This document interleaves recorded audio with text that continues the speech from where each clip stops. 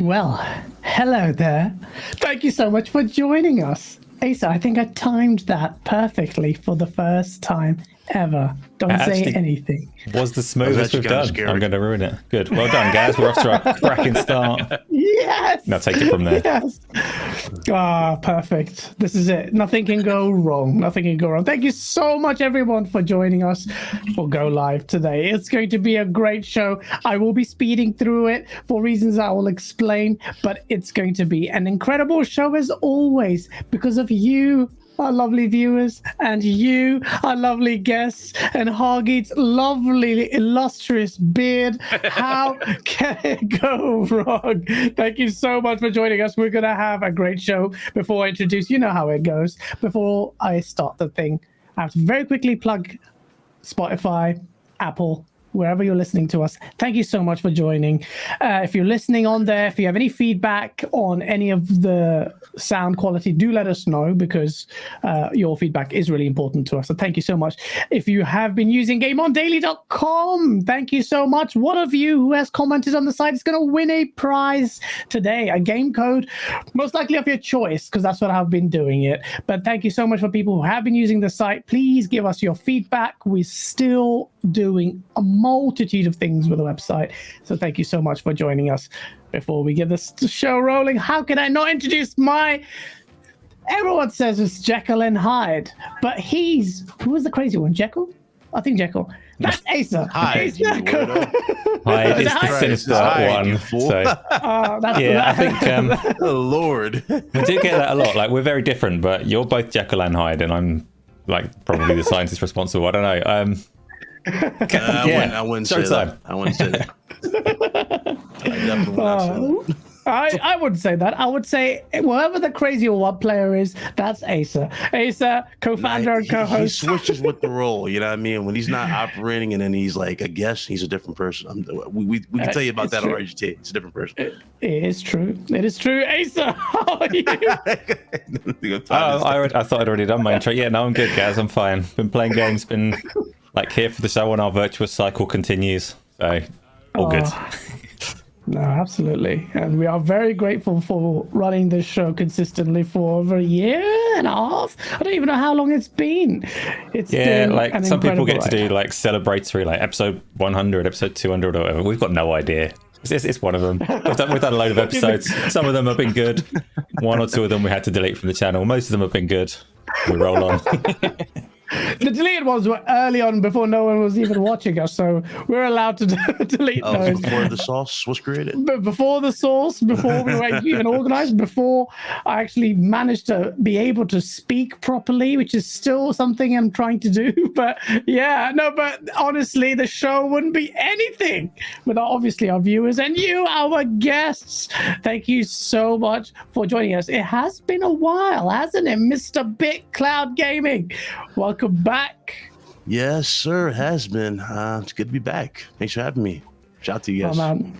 Shout out to you. Shout out to RGT. Shout out to your cohort. I miss Blaze. I don't know where he is. He's giving me the cold shoulder. And you give me the cold shoulder. You never got back. I was like, where's he? What are you talking about? We told you we could make that one day. We can make any time, but that one week. No, I messaged you. I sent you it was a group DM. I could have sworn you both were in. You haven't read it properly. Read it again. We are ready. Gosh, here we go. Read it again. I'll put it up on screen if you want now. Don't embarrass him. But tell him Blaze. If Blaze is upset that I used him in the source video, I even messaged him this morning with some media contacts. Tell her I'm sorry, Blaze. I like you a lot. But yeah, shout out to RGT and everyone. We'll definitely get you on Salicast. We got John Salicast. Please, yes, I'd love to. Sure. So, I was watching it. I was watching with you and watching. Oh, it's Solid Rev, and then you had Erica, and then you had Luca, and you had some. Oh boy, it was brilliant. I loved it. I loved. You guys are very unique. I really appreciate that. So yeah, shout out to it's gonna be a great show. Last but certainly not least, look at this esteemed gentleman, Jason Ronald in the house. It is one of the most, if not, you are the most generous member of this community. I am at a loss of words. Everyone knows who you are, even though you have zero social media presence. Everyone loves the Geets. Hargeet, Chani, it is always a pleasure to have you on. It's a pleasure and an honor, and I'm just saying that I'm gushing because you are part of the family. You are helping us. If people don't know that Hargeet is very technically proficient, who's helping GameOnDaily in its journey, because me and Asa, as sexy as we are, we're also silly when it comes to some things. So Hargeet's brains are needed. Thank you so much for joining, brother. How are you? I'm good, I guess. Thanks for having me on again. Wow, I don't know what to say to all that, but chat, just so you know, there will be a code during this show. Just so you know, sometimes there will be a code. This is what I mean. And yeah, and I don't say that because there are no it's just amazing. Thank you so much. You don't have to do that much. I can do it on other people's show, but it's just, you are such a generous, lovely person, and you're also an Xbot. No, just, no insults. No insults. No. I don't know about Xbot. I like Nintendo as well. I don't know about that. I'm not sure. Ooh, that's a dangerous slope. You want Nintendo? It is dangerous. It is dangerous. Happy birthday, Hargeet, says someone. Oh, wow. In the chat. It's flipped now. Thank you so much. Thank you for doing that. Shout out to you, Donnie. I see you in the chat. Everyone in the chat. Boba Fett. Boba Fett's supposed to reach out to you.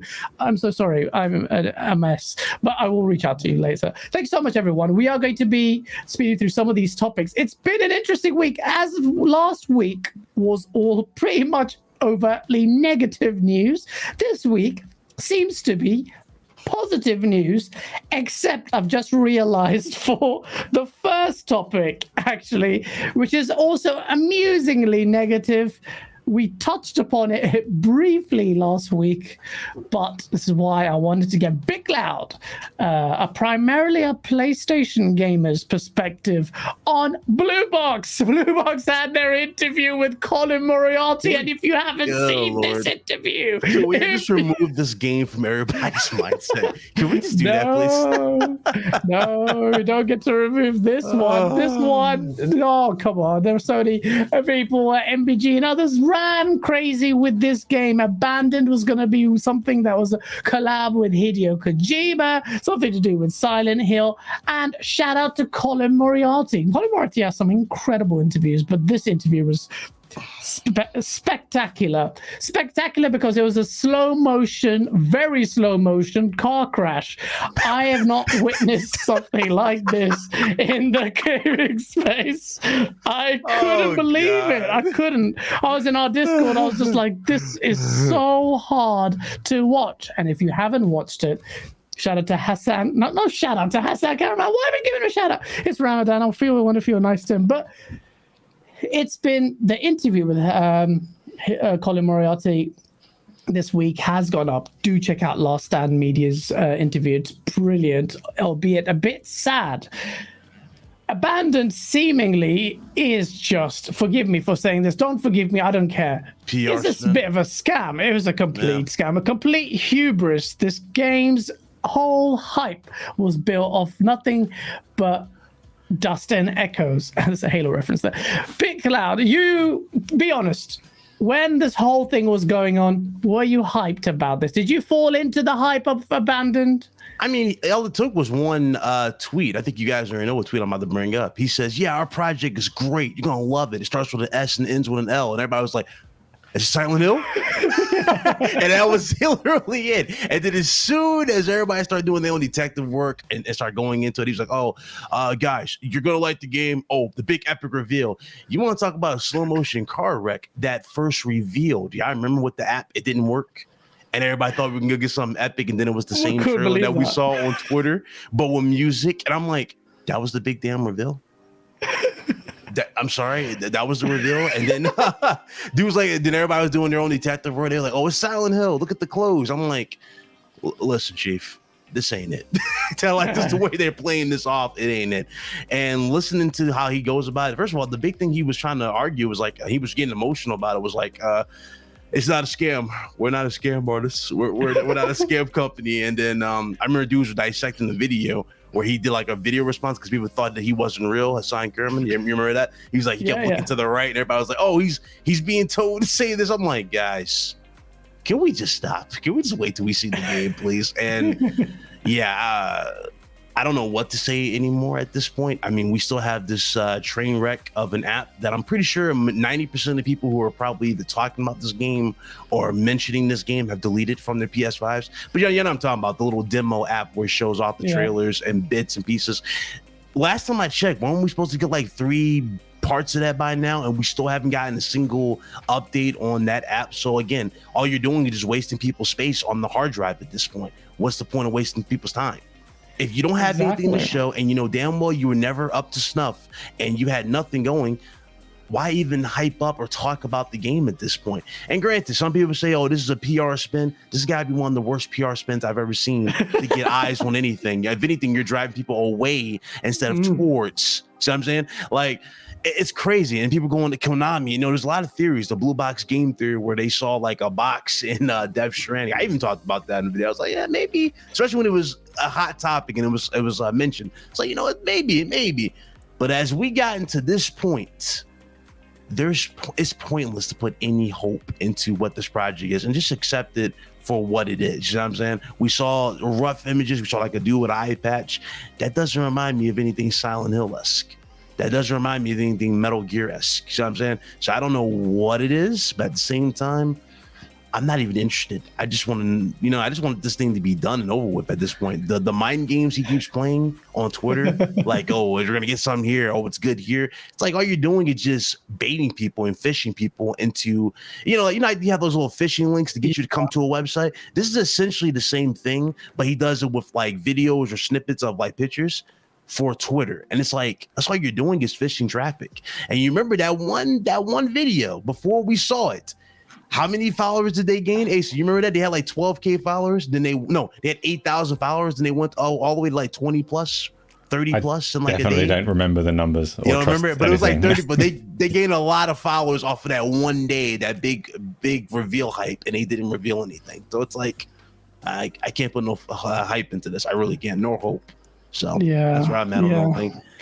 Yeah, so there's a couple of things you mentioned that are quite interesting. Hargeet, you've watched the full thing. They say there's no such thing as bad publicity. Would you say that's the case for Abandoned, an aptly named game, as MLG in the chat says? I mean, it can't hurt the person to actually get publicity, right? They are getting publicity. The question is where does it end up, right? And that development studio has done what exactly? They have nothing to show. They made a Tiger game. It's called Black Tiger. It was all pixelated. It's a real bad project. It's on YouTube. You can look it up. Yeah, that was them. That Tiger game. Oh, no, that was their game. That was their game. And he mentioned it, I think, in the interview too, right? I didn't know it was that one. But and like, I'm just trying to understand it I tried to be very open to try to just like Colin, and shout out to Colin to actually bring him on and be very level-headed, because I'm sure from a PlayStation fan perspective, this has been some crap. It really has. And he was very level-headed and gave him a lot of chances to get, some level of clarity as to what the hell he's doing. 50 people are working on it, but they're not. I'm spending this much, but I'm not. Like, okay, which one is it? There was just no substance. But what I'm just looking at it from if I were doing this game, I've had this many years, and all I've output is this one little level where somebody's little walking. snippet, and I'm like, dude, I could do that literally in a day. That is not much work. especially given the tools that are out there. That is Yeah. a joke. And how easy and accessible both the PS5 and Series X are. It's not like you have to program years in advance for these games anymore. Yeah, he's not even targeting PC. He said, I'm doing only PlayStation 5. It's like, okay, well, you haven't been able to do anything beyond that. He wants a 2-hour game to get out there. And I'm like, 2-hour game, you've taken this many years and you have nothing?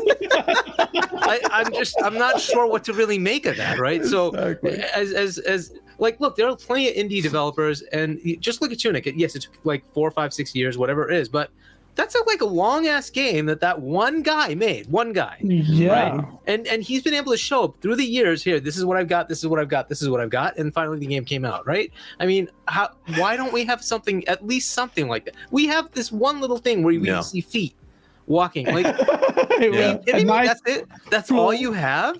I'm not kidding. That's one day's work. It's a joke. If you were scamming, maybe make a little bit more to carry the scam over. What I'm a bit perplexed at is the fact that he agreed to this interview with Colin Moriarty. What did he think was going to happen? I don't know if he was hoping to fan the flames, maybe, but at the same time, he's already proven time and time again he's not good at PR. He's not good at like fanning flames at all when he talks, because everybody latches on to everything he says. You know what I mean? And then they go to another part of what he said prior, and then they just get more info out of it. So it's like, okay, so you said this, right? So that means that it's not Silent Hills. So that means that it's not Gears, you know what I mean? It's not Metal Gear Solid. That means that you're probably not working with Hideo Kojima. You see what I'm saying? So that's where it's like, he's not good at PR. There's a reason why people put Kojima at like the top when it comes to teasing.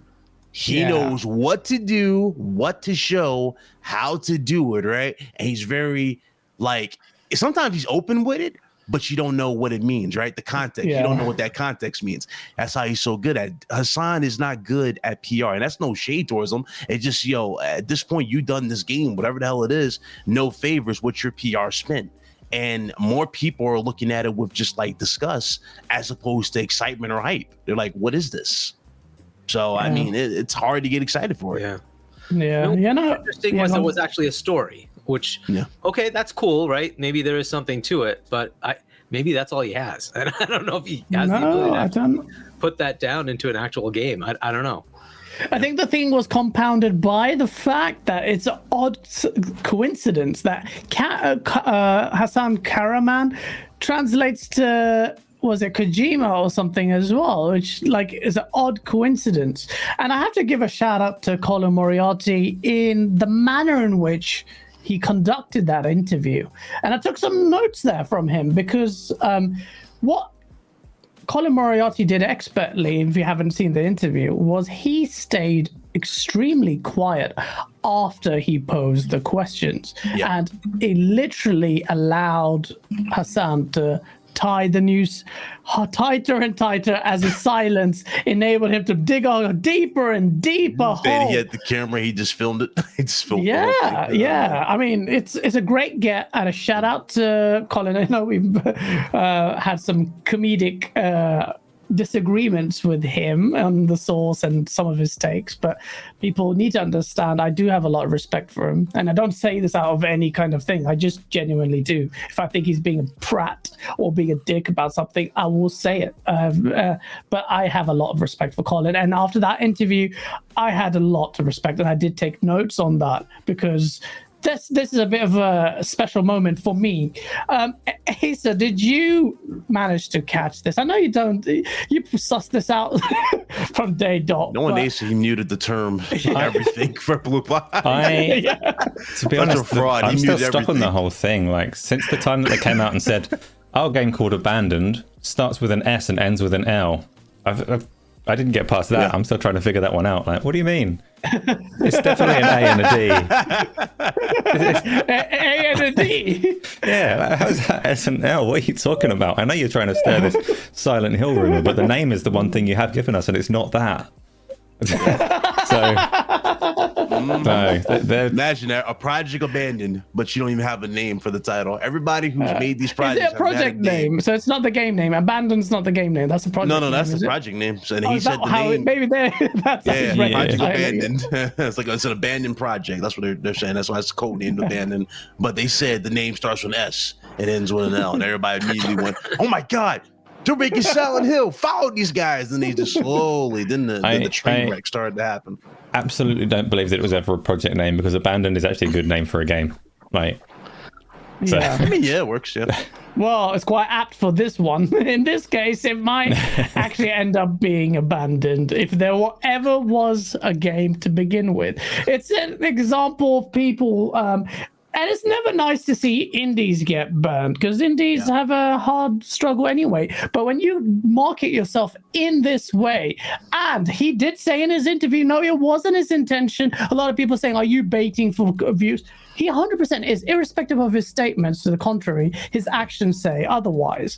And I just find it perplexing that someone can go that far and amass this much hype over complete bollocks, and then go on the show with Colin Moriarty thinking it was going to end up well. But ladies and gentlemen, you never know. Look, every indie developer that we've seen is open. I mean, we just like that. Every indie developer, I think we can all say with confidence, right, when they're making these projects, are quick with updates. They're quick with news. They're quick with proper telling. I'm talking about with news and updates for it. I mean, not everybody's good with PR, but no. So that's the thing. See, what Hasan reminds me, although totally different. Yeah. But Hasan reminded me a lot of Sean Murray and No Man's Sky. Oh, yeah. I remember that. He made a lot of bold promises, and the game came out, and it only delivered an eighth of the promises were. But it kind of got there, but it took time to get there. You see what I'm saying? And that was the thing. Yeah. That's why I mean, it's just a whole different ballgame, because the game got hype because of the way it looked. And it was something there. The music was there, the game was there. Sean Murray just got caught up in the hype, and you're a lone person in that. We have to try and understand. We have to try and understand and be a little bit sympathetic. And I try and do this as much as I possibly can.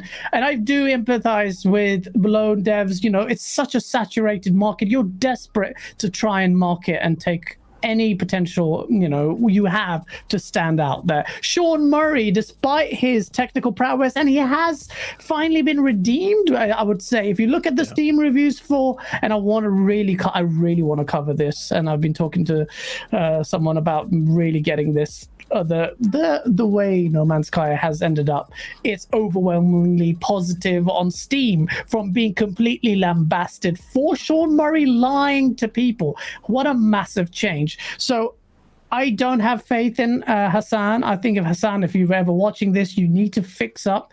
Your manner in which you do things is not going to slide. And for your mental health, I would just battle down, try and whatever this game is, if it genuinely ever existed as a concept in your idea, go ahead and really work hard. Whatever, we all make mistakes. To err is to be human. I wish you can bring it back and deliver something great. So thank you so much. Before we go to our next topic, unless gents, you want to add anything to that, Hargeet? I'd say he just needs to hire a new PR or a PR team in general for everything at this point, and stay away from the net. Everybody's latching on to what he said. Let's keep it a buck. Everything he says, everybody's latching on to it. It doesn't matter if he adds more context or he goes back onto something. Everybody's latching on, and they're connecting the pieces of their own sorts and coming up with it. So that when they're doing that, as opposed to adding more to it, where it's a good thing and it's become more of a conspiracy, that's when you know you messed up and you need to take some steps away from social media. I really think you are giving him too much credit.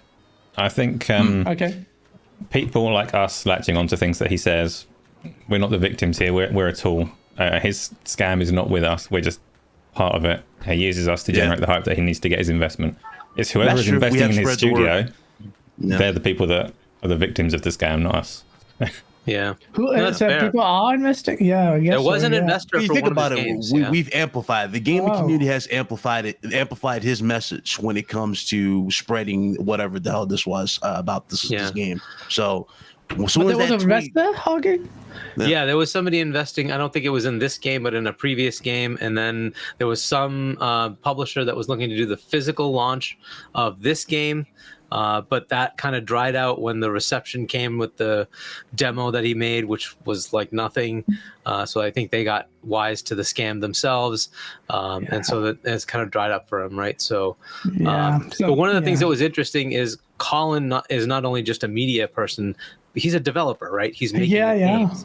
And so he's like, I can call out all your baloney because like everything you're doing makes no sense to him. He's like, I do this. I know what it would take, right? So that part of it was rather interesting. This is like, well, yeah, but what are you doing here? Because I know what this is like. And like, so what are you doing? And it was pretty interesting to have that interview. I think he kind of walked into a trap there. I think it would have been better with somebody that didn't know the industry as well. But you know, Colin knows the industry really well and happens to be a Colin's like me. He's quick when he knows what to ask you. Yeah, exactly. Did you say Colin's like me? Stop slapping yourself at the back, patting yourself on the back. I like that. Drawn TJ, you are a piece of work. Thank you so much for the birthday wishes and for the super chat. That's twice this week. It's not my birthday. Hargeet, being the generous gentleman that he is, giving Tiny Tina's Wonderland a code out. Thank you so much, Hargeet. That's very who got that? Who got the code? Tell me in chat. Do we know? Also a great game. Excellent game. And I just desperately want to play more of it. And I do not rate Borderlands. I really enjoy this game. Like, this is the formula to take forward if you played Tiny Tina's Wonderland. Before I go there, actually, we don't really talk about it. Asa, have you played Tiny Tina's Wonderland? Are you a fan of these games? I liked Borderlands 2. I didn't play the first one. Some people say the first one was better than the second. Borderlands 2 was very good. Borderlands pre-sequel, not nearly as good. And Borderlands 3, I haven't tried. Tiny Tina's Wonderlands I want, but it's like 70 quid and there's a lot else to play at the moment, so we shall see. Yeah, no, I definitely do try it out. I think you'll really enjoy it. What about you, gents? Have you played it, Hargeet? I haven't played it because I've heard of so many bugs with the online co-op that I'm like, I'll just wait for a patch and then because I've usually played those Borderlands games co-op with friends, so I'm just waiting for it to get kind of stable. But I love the Borderlands series. I even like Borderlands 3. I didn't think it was bad. And pre-sequel, I love the Jack as a antagonist is just, it's so cool. So I've loved the Borderlands games, so I'm looking forward to it. I hear good things, so if you're on it, I'll stop playing and wait till you get on it. Let's play it together because I know we still need to play It Takes Two. Bloody hell. He never ever invites me to play anything. That's such a lie. He never plays. Okay, he played You disappear Apex like Batman every time we try to get you up. Ace Batman, not me. I know, you turn around, he's gone. What about you, Bit? Have you played Tiny Tina's Wonderland? No. I played the only Borderlands game I actually played was the Telltale's one, to be honest. I never really got into the series. For Tiny Tina's Wonderland, it's funny y'all mentioned that game. I actually know the person who's in that game. A good friend of mine in the industry. Yeah, she's in the game. So that's pretty cool. If you get an interview, you should, because the game is really becoming quite successful. I'm sure it'll perform well. Funny thing is, I did interview her, and she's coming back eventually. We're going to set that up, but that's wicked. Look at Bit Cloud. Look at Bit just spreading his wings. Speaking of spreading wings, ladies and gentlemen, this is going to be an interesting topic. Kind of touched upon it last week, but there have been significant developments about this. Unreal Engine 5 is going to be used on Tomb Raider. The next Tomb Raider has been announced, and it's adopting Unreal Engine 5. And the Coalition showed off some really, well, in my opinion, It was like a snippet, but yeah, we got like some improvements. Yeah. So there's a reason why I invited you a bit, because I know you look, I'm more Xbox centric. A lot of us are. You're PlayStation centric, and I love bringing, you know, that we're not strangers to bringing people who are PlayStation guys or whatever, opposing views. And I saw some interesting takes. When I saw the Coalition demo, it looked like it reminded me of the Order 1886, and was this Sir Galahad? What I think his name was? Yeah, Sir Galahad. Yeah. Yeah, it kind of looked like his face. And a couple of things, though. People I saw on the PlayStation camp, they're like, "Oh, that's not impressive." I mean, look at it in screen right now; it looks insane. But whether or not that actually will be what the in-game will look like, because it says test assets do not represent a game product slapped on the top of the screen, so you have to bear that in mind. This is just expectation of what you can get, but we're not even pushing the boundaries yet. We're just showing it off. You know what I mean? What's achievable. What I think about the whole thing, the engine in general is probably one of the main things I'm excited about really for next gen, especially when we saw the Luminous engine for the PS5 when they first showed off the IO throughput and everything, the rocks, the pixels, all that stuff. It still blows me away because there's a game that I'm still waiting on. We haven't got no confirmation of, but you guys remember that game Wukong Black Myth? That was the first game to really show off Unreal Engine 5. That looks incredible. And to see this and to know that we're going to get even more games push this, even the Matrix demo type Demo's thing, insane. it looked cool. A lot of people were talking down like, oh, because it's like 30 frames. I'm like, bro, this is a test. You know, just like a test thing to show off what you can do. And for what they did, if you saw that movie and saw that, they matched it like to the T, and it was even better how they did it. It was awesome. So when you look at that and you look at this, and you know, with Gears, you know, the thing I like about Gears has always been, you know, it's always been a pretty game, right? The thing about Gears though, it has kind of gotten to that like stale-esque vibe because there's not much being added to it. You know what I mean? It's kind of like, and again, I can say that about Horizon. Horizon's amazing. I love Horizon. I said that since Gears 3. It's been stale. Yeah, it's been stale. Like, you know, you want to add more mechanics. So what did Horizon do? Horizon had like grappling hook stuff like that, right? But they've added more refinements over in Horizon, did new stuff. So I'm going with this, not crazy over the top. This right here with Unreal Engine, I can see them really pushing Gears if they do it right to like add new improvements, add more things to it. I already know the visuals are going to look good because Unreal Engine has not had a game that's not impressive visually, and the facial recognition, all that. I mean, it looks good. So I'm excited for it. As far as like the Tomb Raider thing, here's the thing. So I played only Shadow of the Tomb Raider and the remake of the first. Right? I didn't finish Shadow of the Tomb Raider because I heard some weird things about it. I actually only did one puzzle and put the game down and have not played Shadow of the Tomb Raider. I haven't either, actually. Yeah, I'm hearing mixed bags on it, right? But the thing about Tomb Raider, and I'm excited for it, right? I'm excited to see it. Obviously on here, I know they can really push the game and whatnot. Think about Tomb Raider though. Tomb Raider just doesn't really have like the way they've been telling the story, at least, has not really been that over the top. I don't know how you guys feel about it, but I haven't really been like as invested now with the story of Tomb Raider. And that's just the first one. That's the first remake. I thought they kind of lost steam, but hopefully they'll add to that. I mean, we still don't even have dual wield in Tomb Raider, dual wield pistols, which is weird to me for that game, but.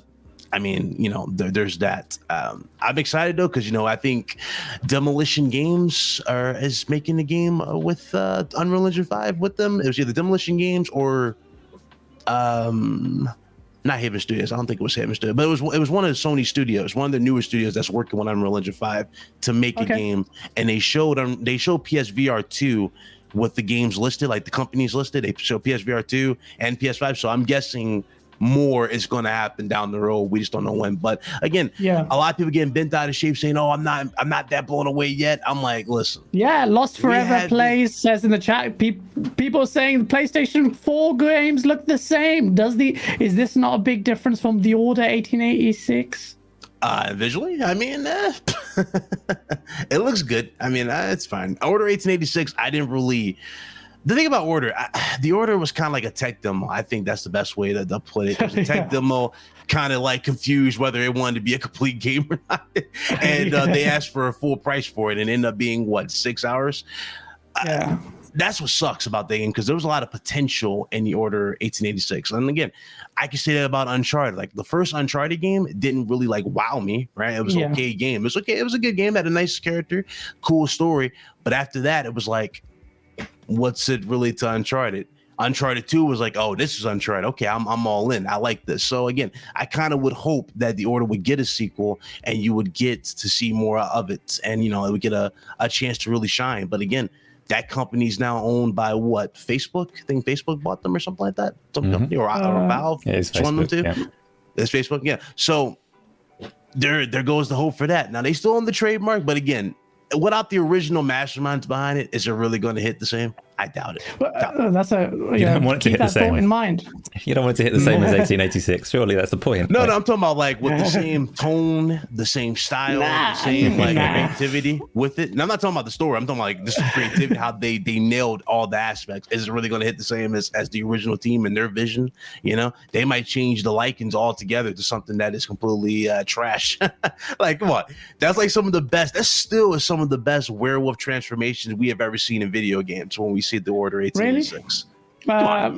You know what it is. I don't even remember. I fell asleep. I completed the game. You don't I did the remember review for the game. I fell asleep playing that game mid like that with the controller in my hand. I'm talking about in the tunnel. In the tunnel, when you first see that guy, you see that straggler in the tunnel. I think you can find it. It's that straggler in the tunnel, and he's like just eating somebody's eating a corpse, and he turns and looks at you. He transforms to a werewolf, and he starts talking as a werewolf. That's an elder. It's the elder scene, basically. When you first see your elder, you're like, yeah, this had a lot of potential. Then you get into vampires, it's like, okay, this is cool. But to be honest, it was a thoroughly game to me. I was waiting for that. I shouldn't really. That's a bit harsh on the. But this is the game that tanked Ready at Dawn. There was so much potential. They were obviously very talented, and it's quite interesting seeing this. This is obviously not. Well, yeah, I mean, from what I remember in game, and this looked great. They're not that far off, but there was restrictive game design did enable a game with this visual fidelity, but still you cannot downplay the visuals really for this game. 2013. I mean, look how old this is. This is 2013, and it looks like it can easily pass for a game that's dropping now in 2021 or 2022. So it's possible. And again, the possibilities with Unreal Engine is really awesome, and I'm loving what I'm seeing. And the scalability is really impressive too. Like the snow physics that we saw in Wukong still look great. I mean, I see a lot of early games. On. That was very early on as well. So that can all change. Hargeet, I see you smirking, and the Order 1886 was mentioned. I don't know what your thoughts are on Unreal Engine 5 Coalition and Tomb Raider. A couple of things I want to. One, your thoughts on what you saw, and secondly, there are some. Well, and secondly, your thoughts about the comparison between Order 1886 and finally whether it may be a risk of oversaturation of Unreal Engine 5 being utilized this generation. Well, I mean, like people are going to use an engine, right? So UE4 has been used a lot. UE5 will be used a lot. That's fair. I don't see that being an issue. If they can make things faster for people, great. I think that might be a little over exaggerated too, right? Because the things that they're going to give you, there's a whole marketplace of stuff that people can go get anyways, right? So that's still already there. The usual headache you run into with AAA games is they want new environments that don't already exist, and so they have to create their own assets, and then you start working out how to get that done, and then making it map correctly and work correctly. So and that's what takes time. And we're in this world of ever larger games that have ever larger graphical requirements, right? Fidelity has to be crazy. And my stance on this, I don't like it. I would rather have games come out 2-year, 3-year dev cycle. I don't need a game to take 8 years just because it looks like 20% better. I just don't care. That 20% worthless to me. I would rather play the game, right? Now, Order 1886, it looked great. I played that game. I finished it like in one night, and the next day I took it and traded it in. But it was kind of linear, very locked down to where you are, and I think that's what allowed it to do that, because you can totally control every part of that. Then, when you start looking at open worlds, it becomes a pain. So if you can totally control the lighting and everything, especially a lot of that was at night, right? So you can really play with the fog and make it look really awesome. And it did. It looked really, really good. It kind of reminded me of the ability that Crytek had with Rise on Xbox One, which is an underpowered console in comparison, yet it looked really good. It looked pretty damn good. It holds its own even today. Even today, it holds its own. Launch title. Right, and I'm pretty sure that 1886 came out a year or two later. I don't think it was a launch title, but either way, it was still a fantastic demo of the capabilities at the time. But that it was way too short, and I think that was what allowed it to be that beautiful is that they could pay attention to every scene and just make it good, right? Right. And so, but that dev cycle would just get larger and larger. If you wanted that to be a 20-hour game and make it more open world, it becomes ridiculously difficult to do. That is where I think UE5 could help, is because you can sort of like map things and it'll kind of make things better for you on a bigger scale. So maybe it will. I hope it does. I hope it makes it faster. But that is one of the things that we think every time, hey, UE4 came out, it's got way better capabilities. That's going to make devs better, and it's going to make the games look better. And it only made the games take longer to come out, not less time to come out, right? So my fear is that people will see, oh, I can make it look even better than what I've had before with UE5. Now let me take 10 years to make the game I want, because the ability to make the maps look better is that, the things they're going to use on like a texture for a wall or a ground can be that much better. I'm not going to use the one they give me. I'm going to go make my own. And is that going to be easier or worse? Right. Yeah. And I have a feeling it's going to be worse. So yeah, the feeling it's going to be worse. I think it's going to be worse because it's going to have to compete with what they already have. Right. Yeah. So now if you have a new texture for something that's, say, Mass Effect, they don't have those kind of textures because it's not in the Earth environment. Right. So now they're going to have to create new ones, and they have to look that good. Right. Yeah. And so I hope it's not bad, but my fear is it will be that bad. So That's it'll like the take most them an extra 6 game-changing months part. just to make that stupid ground look the way it should. Yeah. Right, on a different planet. So that's what I'm afraid of. And it just keeps getting worse and worse and worse and worse. I don't want 10 years between games. Imagine a Mass Effect trilogy that takes 30 years to come out. That's insanity. Insanity, but that's where we're headed. dead before the game comes out. That's exactly it, right? And I'm I like, think they showed that off in the Luminous engine as well. Though. Remember, they showed that they can like drop basically anything in there, and it will like immediately do it for them. It'll render and everything for them, so they can cut down on a lot of stuff, especially ground like physics. When they take a picture of it and drop it, and you can see like a legit, realistic version of which is awesome by itself. So when you hear all this stuff we're talking about, them taking pictures and just drag and dropping it in the game and making it in record time, easy and it works. Right. That'd be awesome. But when you hear that, though, won't be. and you're getting all these updates on it, right? Here's Hasan Kahraman. Can't give you one. Hasan. What's he doing? What's he doing with his Hasan. engine? So that's the cool. Yeah, I mean, how many UE5 games are out? That's right, 0. And how many been working on it for the last 3-4 years? Yeah. Right. Yeah. So I mean, that's kind of how it goes, though, right? And so we'll see when the first game comes out, which I assume is Hellblade. I don't know.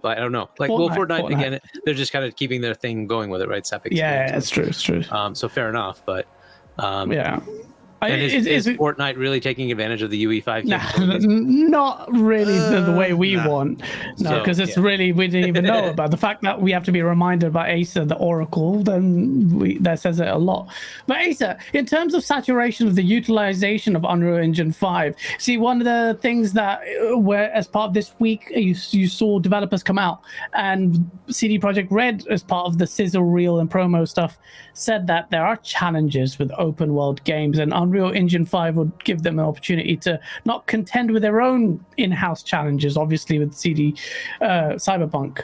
But is there a risk with games built on Unreal Engine 5 looking a bit samey? I'm not the tech guy, but I remember 360 gen, a lot of games did look samey.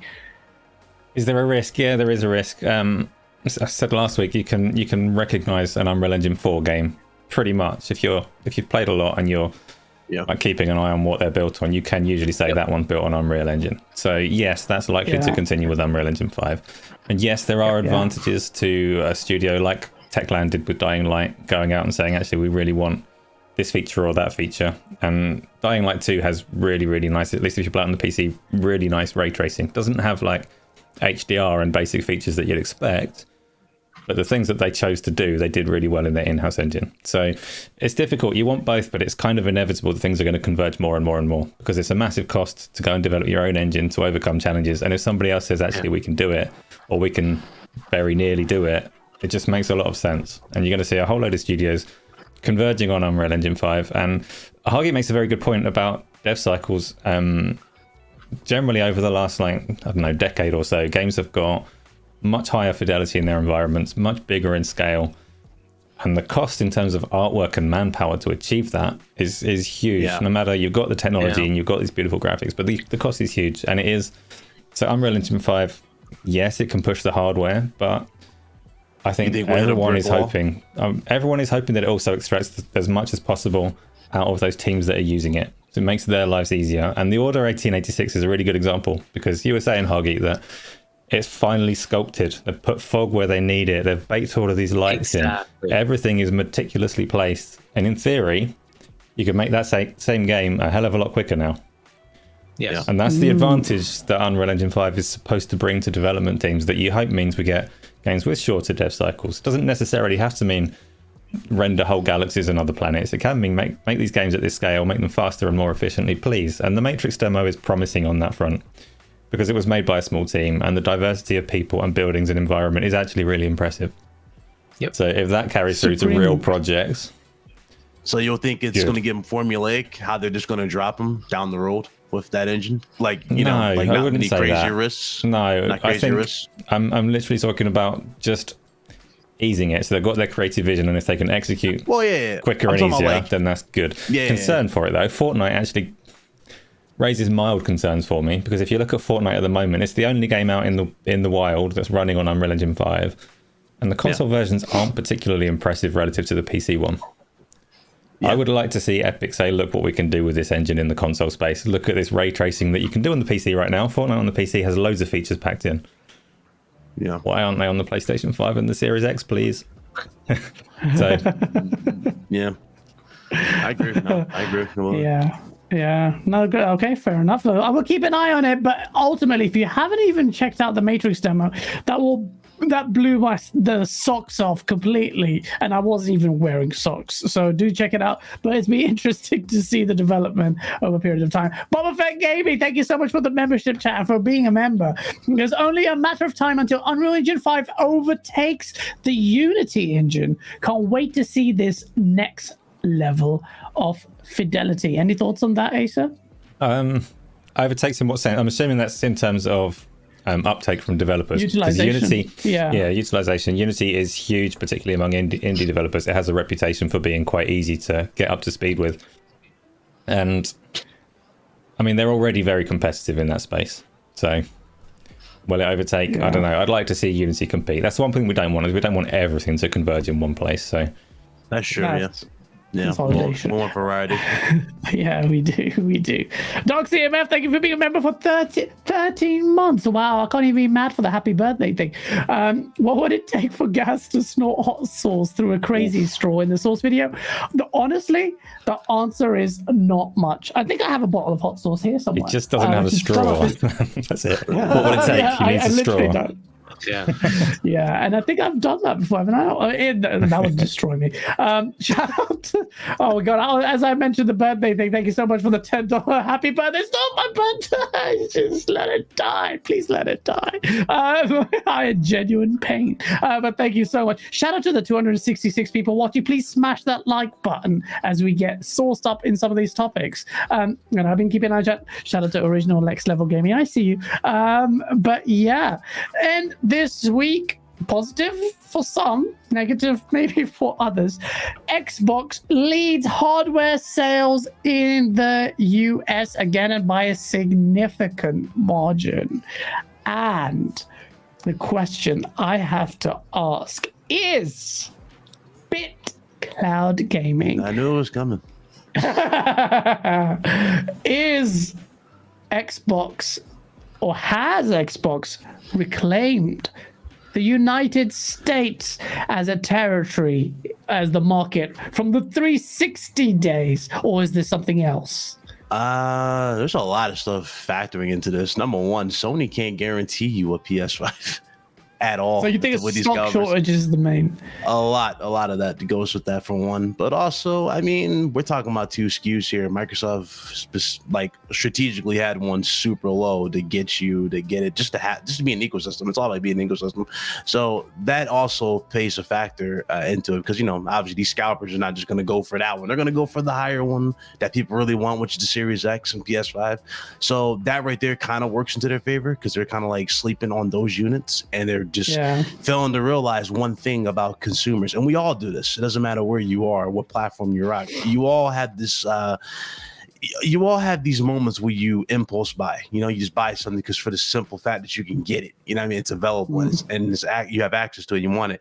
So, you know, seeing this, it doesn't surprise me at all. But again, it raises questions for Sony as well, because if y'all remember, it wasn't too long ago, Sony they officially came out with a new refined model, if you want to call that refined, where they cut out the heatsink, a good chunk of the heatsink, to throw cut down on the costs and get that unit out there for them and make more. And I've even called that unit out because it might have tested in their parameters, right? They might have seen that it works, but we're not talking about longevity here, not heavily. We don't know how long that unit's going to last when we really start pushing these boxes 2-3 years from here, when these games really start, you know what I mean, revving up these games. We don't know how long that's going to last. This is funny because this happened right around when we went on to RGT, isn't it? And you're supposed to be like the PlayStation host, and I was on the other side saying, no, actually, if I had a choice between day one PlayStation 5 model or this supposedly trimmed down one, I would get the trimmed down one, and I stand by that.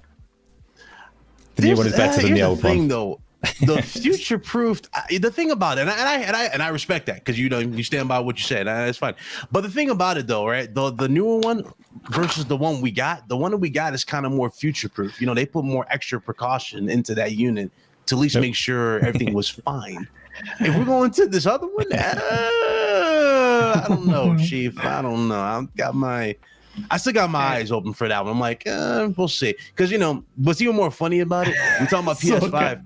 We have not seen a single slim. Or I'm not slim, but we haven't seen a single digital edition of PS5. Still haven't seen that. So it's like, Sony's not putting, wow. No, yeah. You remember, when was the last time you heard about a digital PS5 being sold? It's plugged in, so I can't quite get it there. But that's digital. Oh, you have one? Oh, yeah. But I'm saying, not everybody's getting their hands on the digital. Yeah, they make very few of them. I think it's like 5%. Ace is having turmoil. There are no transitions going to be happening anytime soon. No, they sorted himself out.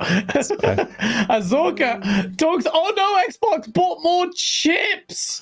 And I have to lead to you, Hargeet, on this. There was some controversy. I don't know.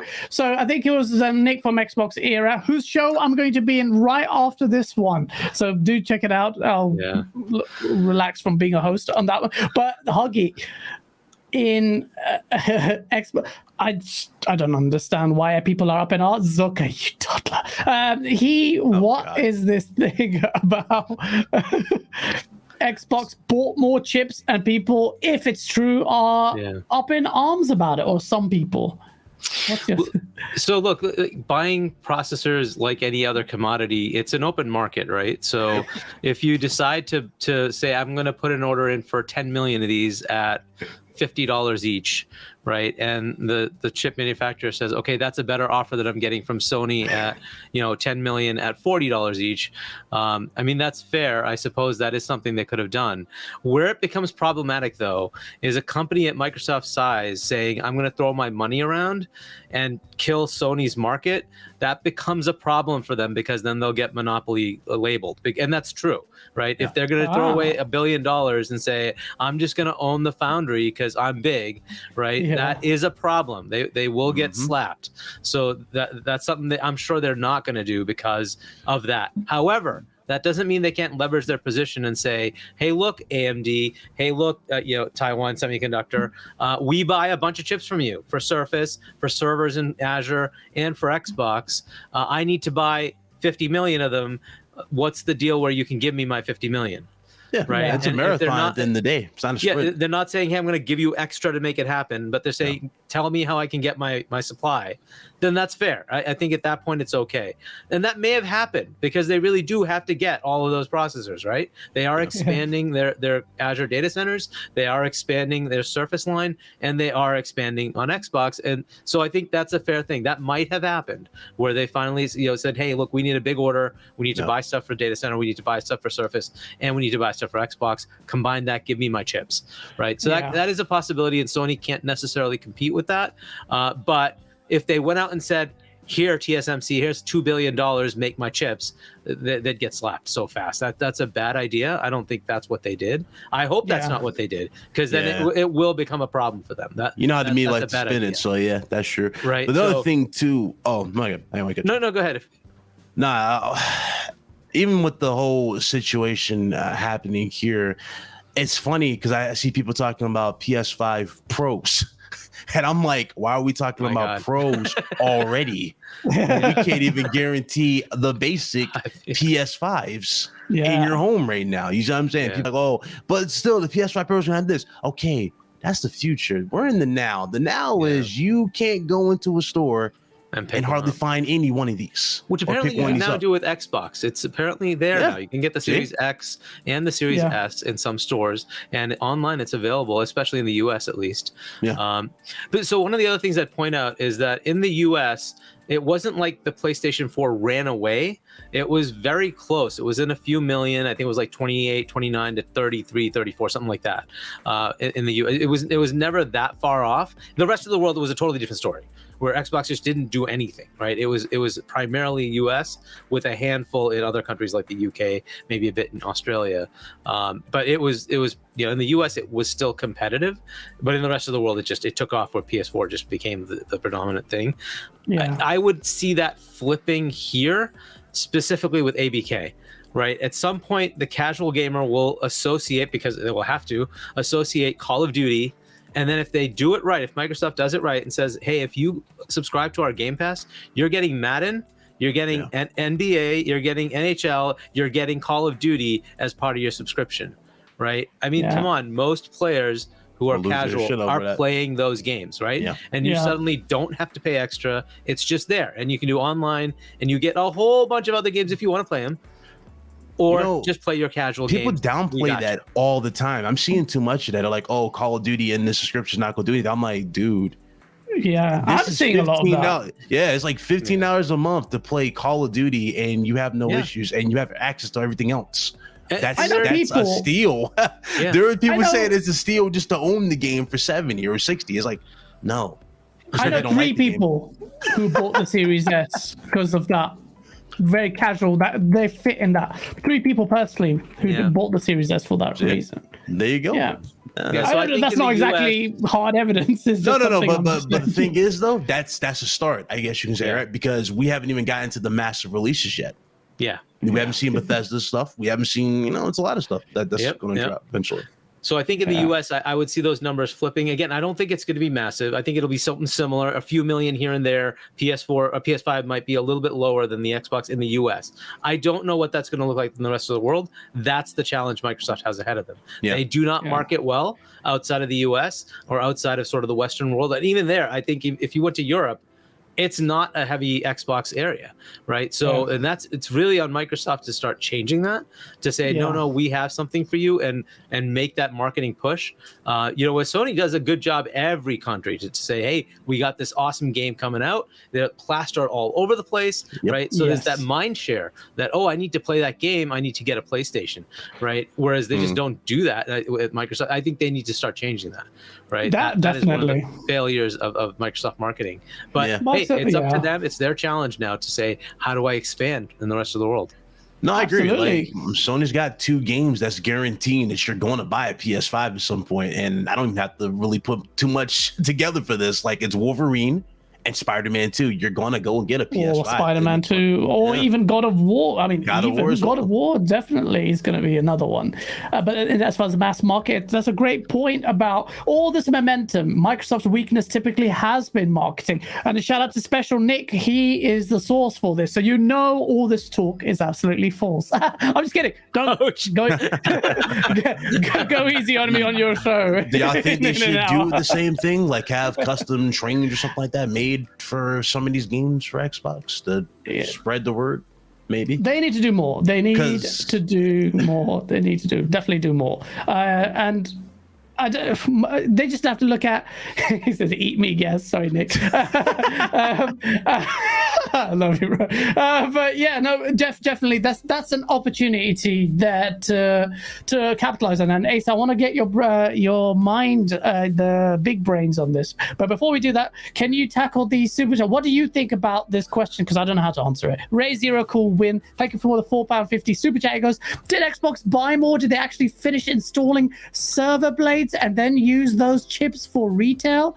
What does that mean? Like, what do you mean? Yeah, both things are true. So historically, Microsoft were the streaming that they do from Azure for Project X Cloud, whatever you want to call the cloud streaming service, they essentially used the Series X hardware, the CPU, the SoC that's so hard to come by. They've been splitting them between consoles, so the Series X and the Series S and the cloud. So for a time, a chunk of them were going over there, and that put them behind the PlayStation 5 in the first place, which is why they've got that kind of 5 million deficit at the moment, or whatever it is.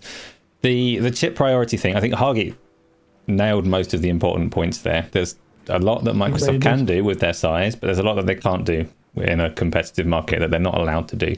And the chip priority story that went around from Nick's right and wrong in that Microsoft can have priority by buying more of the future allocation of the hardware. What they can't do, and what I think some people have come away from that story with, is they can't say make less of Sony's stuff and make them for us instead for the existing agreements. That's not a thing that's happened. And I think a lot of people have seen that chip priority and gone, wow, they've done Sony dirty here. They've like undermined them and said, stop making PlayStation 5s. That's not how it works. It's not happened at all. Yeah. The allocation that AMD have promised to Sony is still going to Sony. But future hardware, it is an open market, like Hargeet said. So Microsoft have got a lot of buying power. They'll do whatever they can within the rules of competition. So within the rules of competition, exactly. And Hargeet, you really well summarized that as well, which is a good way to lead into Face 23 BKNY's super chat. Nick says, I never said Sony did anyone dirty other than others are extrapolated that. We completely understand and acknowledge that, Nick. No one is saying that. But internet, if you want to shit on him, just do it. He's so used to it now. He's just literally calling his name is now Coffee Bukaki. Face 23 BKNY, thank you for the $20 super chat. That was a bit too much. Rip. That's all I got to say. Rip. Face 23 BKNY, thank you so much for the $20 super chat. It's very generous. And he drops some sauce. He says, I hope Microsoft buys more chips. They're still behind worldwide and in the US. PS5 17 million versus Xbox's 12 million, and Xbox is behind by 600,000 in the US. Hargeet, do you want to tackle this point about Xbox car is still behind? So buy more. Fighting words. And he's not wrong. Look, it's fair, but to what Asa was talking about, they did take a lot of their Series X's and put them in the cloud, and so that does give you a deficit. There's also what markets Microsoft might go after versus PlayStation as far as getting new customers in areas outside of the US. So they're going to allocate where they want to, and they can make this up. It really just comes down to how much of an issue it is, and this is when we haven't talked about. PS5 yields are going to be a problem for them as they move forward. Some of the things you were talking about, look, when you overclock, you are going to have problems. That is just the way it is, right? And so they're going to have issues getting higher yields, which will give them problems down the road as far as getting more consoles out there. A lot of people don't want to talk about that because we don't see the results now. But again, correct, exactly. We're not pushing the hardware. The funny thing about it, we haven't pushed past the line with these games yet, and know when these games get more ambitious, bigger, more expensive, whatnot, those units are going to start getting hotter than you expect. And that's not even me being a fear monger type of thing, because you saw it with the PS4. So the PS3, you know what I mean? It happened. These games are eventually gonna look at Ace Silver nodding his head like, you son of a bitch ain't gonna happen. I see you in the corner. I see you. Like, no, it's not gonna happen. You better hug that digital edition. Gonna help you out. You better hug it. You better hug that digital edition. I'm gonna help you out because I know that this is the kind of thing you need to bat away as a PlayStation podcast, right? People are going to be coming at you with this stuff, and you need to defend against it. Here we go. The PlayStation 5's clock speeds are way more in line with RDNA 2 hardware than the Xbox's clock speeds are. It's higher, right? It's fair to say that the yields are going to be variable. No, I'm still helping you. It's fair to say, that the yields might be lower than the Series X, right? It is clocked higher, that's a fact. The higher you go, the more yield issues there's going to be. But it is in line with RDNA 2 hardware. The Xbox Series X is, as consoles traditionally have been, clocked quite conservatively. As consoles always were until the Xbox One X. The Xbox One X was the one that bucked that trend. Microsoft clocked that hard. And now they've kind of stepped back into the more conservative, power-saving console territory, whereas Sony have gone, this is cost-effective for us to clock really high and try our hardest to cool it down. But it's not, the numbers aren't scary like people seem to think, and people throw the word overclocked around a lot. One thing, though. I've seen a lot of overclocking. Exactly, overclocked. It's a clock speed, it's not overclocked. Go on, but you're missing one thing about the casual. The casual typically puts these consoles, most of them put them in like these little entertainment center type of little things. Exactly. And they don't necessarily have great airflow in these little places they put them. Not everybody puts them on their desk like I do or you do on the side of you. Not everybody puts them out there. And there's a lot of things you got to take into account. Plus, another thing, maintenance. How many people do you know clean their systems? Yeah. I never do that, ever. Ever have I ever let it sit in one area, you let it collect dust. But that's not a PlayStation problem. That's an all console problem. And that's what I'm saying. This is why me and we're saying like the results can vary when it comes to those temps, and especially depends on the user and how much time do they actually take in properly maintaining their consoles. Because you gotta take into account. So we're in the part now where we got PC level performance in these consoles, not over the top. I'm not gonna, don't quote me all the time. We're not gonna say over the top because it's not open like a PC, but it's up there. You know what I mean? You're getting variants. You're getting up there somewhat. You're getting the snippets. These consoles get hot, you know. But the console, the PlayStation 5, is not like a PC. Is a ridiculous, ugly, horrible shape. It's actually quite hard to enclose. Advantage PlayStation, it's got these ridiculous wings. It's about 18 foot tall. Most people can't fit that thing in a cabinet. That's fair. However, I did actually fit it inside. They'll find a way. They'll find a way. But I mean, those are all good points, and you know, I get what you're saying as well. I said it's not far off. I think the standard spec is 2 gigahertz. They went to 2.2 point something like that, right? So it's not far off, but it is off. It is pushing that chip to its limits. That's why they're using Smart Shift, right? Otherwise, they wouldn't need to do that. They would just keep the clocks at a specific range, right? So you wouldn't have to have up down on the CPU or the GPU. So they are overclocking. That was supposed to be a 9.2 and a 3 gigahertz system. So, but fair enough, right? We'll see how that ends up. I think it's going to be problematic probably about 5 years into the gen, where people have pretty old systems and they will start slowing down. They won't fail. I think they'll work. I think they'll slow down. You'll see frame rate issues. It'll start slowing down. Kind of like the throttle. Some games might throttle go to the home screen, or you might get that little black screen at times where it tells you like, oh, something went wrong, please report to Sony. You know, that thing. You might get that more often. Down the road. And hopefully they've pre-baked it in to say, yep, it's gonna suck 5 years from now. Our cooling system is so over the top that it'll handle it. We'll see, right? I mean, by the time that happens, though, I'm really thinking that Slim is probably going to be on the horizon. That'll be the fix for anything. So very likely. You know, there's that. Yeah. With all this talk about this, to me, it looks like this gen not only got longer because of the chip shortage, but the prospect of us getting mid-gen consoles is disappearing. Would you agree with that, Hargeet? This one's a tough one. I don't think we need one, right? But again, coming from my perspective, I thought even the 1X, barring the 30 frames per second, was already pushing 4K. How much better does it need to get? I think after 1440, I'm saying, why do I need more? Right? At some point, it's giving me no greater return. I would rather just run that at 60 or 120, and I'm happy.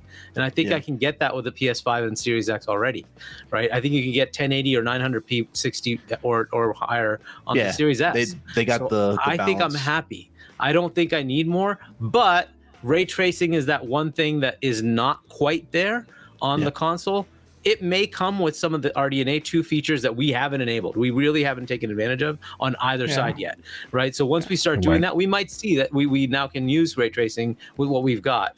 So is there a need for a mid-gen? I don't even know if there's a need for another console. We'll see. But at what point does it become just ridiculous, right? Yeah. And so, look, we already have 3080s and 3090s. And, yep, they can bump that frame rate up, give you full 4K. Awesome. Do I need it? Right. At some point, it's just a diminishing return, right? If I'm sitting right here, I'm like a foot or two away from my monitor, I might notice the difference. On my big screen sitting 10 feet away, I don't know if I'm going to notice, right? At some point, it's just too far for it to actually make a difference. So I think where we are is good. However, here's the problem. Both of the companies are going to compete, and Sony's going to try to figure out a way to outdo the 12 teraflop narrative. Right. And so they might just decide to do one. And if they do, then Microsoft has to respond. And so this arms race will continue. I don't know if it's going to happen. I would rather we just say, let's at least get people to get what we have. Right. Let's get the PS5 and Series X's out there. And then let people get that. And then let's wait for another gen if we actually need one. Right. And maybe that gen will focus on clean ray tracing and move forward from there. Right. Keep talking. Nice. So That's the PlayStation mob coming to get you. That's just the way I see it, right? I think it's it's crazy that we would want a mid-gen at this point. It's like we can barely get the ones that we the current ones. So why, right? So at this point, it was pretty easy to get PlayStation 4s or Xbox Ones. So I don't know if I want to now start saying let's go for a PS5 Pro and an Xbox Series X2 or whatever the heck they're going to call theirs. I think that's crazy. Nah, I agree with So when Asa leaves, like, he sticks the camera on me whilst you're talking, which makes sense. But I'm just sat there, you're talking, and the camera's on me, so I'm just sat there like. I agree. I agree, Hargeet, completely. We don't need mid-gen refreshes right now. Well, you muted. I'm gonna mime you. Oh, okay, back. So I was gonna make it look like you. Talking. The camera was on me. What happens when Asa disappears for 10 seconds? Oh man. No, I agree with you. A great take there, and I'm fully on board with that as well. And I hope we don't see a mid-gen refresh. And I don't think PlayStation even need to compete on the power thing because, as far as so far, they found the balance. They've kind of really found the balance. I mean, 1440p. We said this last gen. 1440p 60 is really all you need for these consoles. Keyword: consoles, not PC. Consoles. You could have done that easily for this generation and had no problems. Even that demo that we saw with the Luminous engine with Unreal Engine 5 when they said it was 1800p at 60 or something like that. Yeah, that was fine as a template for games for going forward. You could get that. You could push all the cool stuff in the background and have the game look great. You don't have to necessarily put 4K on the box, but I get it. It's all a marketing ploy. You got to put 4K on the box, but still. A lot of these dudes can't even tell the difference between 4K and 1800p, and that's already been proven multiple times. Like I had one dude argue with me saying that shadow quality was the difference between 1440p or 1800p and 4K. I'm like, no, that's not what it is. That's pixel on screen. Like, come on. So, and I know we don't tend to think about it, but Nintendo has a next gen coming as well, and my guess would be that will be their target, 1440-60, and at that point. At least in my opinion, all three consoles will be good targets for all these AAA developers, right? There's no reason then at that point they couldn't put their games on the Nintendo console as well. So if it can handle 1440, 60, right, then you'll see a lot. I think that's great. I think it's healthy to have three consoles, right? To have three different places for AAA developers to put their stuff, right? So that would be fantastic. So that might be another major thing that could come in and change the market a bit, right? Right now, Nintendo is considered a kids thing, and it does the Nintendo games and barely gets any third-party, support, though it should. It does a lot of indie stuff, but not a lot of the AAA games come there. Yeah. But that could change with the next console if they can really target that. You're expecting Steam Deck level performance with the next Switch? Yeah, expecting that. Steam Deck is really just PS4, right? It's like on the go, flop. It's about that level of performance, like a PS4. No, I expect higher because look, Nvidia is going to try to take the market from AMD to say, hey, look, we got something too, right? Because right now they're kind of out of the market as far as the consoles, right? And so they could just say, hey, look, no, we got this console with Switch. We can play with the big boys in the console space too. They own the desktop side, right? NVIDIA graphics cards are the premier graphics cards, right? But so why not? Why wouldn't they want to push it? Use their DLSS technology, get that 144060, right, on a Switch 2 type thing. I think they're going to try to push for that. Okay, the great discussions there. You should replace me as host when it comes to these things, because I'm like not the tech guy. Well, so you're a fraud. I'm a fraud. Yeah, you can call me a fraud. I don't know any of all that stuff. Ultimately, I'm that guy who's like, what's the difference? But speaking of frauds, thank you so much, Rocker SBM, for your £10 super chat. He goes, Gaz, you said you were going to show your 8-piece Halo Master Chief dinner set today. When are you doing it? All that rubbish you talk about Halo, then you go about buying it. I did not buy a Halo. This is Rocker. He's still salty that I call out Halo. I'll keep calling out Halo the more you keep pretending to besmirch my name. Were we wrong for calling out Halo Infinite in this loss? No, we're not. No, it's not. I mean, look at the yeah, exactly. Exactly. I didn't want to say it. Exactly. And we'll briefly touch upon it, and I won't do it in a negative way because I've shot on Halo enough times. But there are some significant updates, and I'll see maybe positively what's happening. But we'll talk about that if we have time. We have a lot of topics to get into on this. Mike, thank you so much for the $5 Canadian. Because Microsoft paying for chip priorities actively hurting Sony, while Sony exclusivity deals do not hurt Xbox. The double standards are unreal. If you're talking about the fanboy narratives, you have to understand. I completely agree with you. Where was that energy? Even though, as Asa and Hargeet have really confirmed, is that that's not how the market works.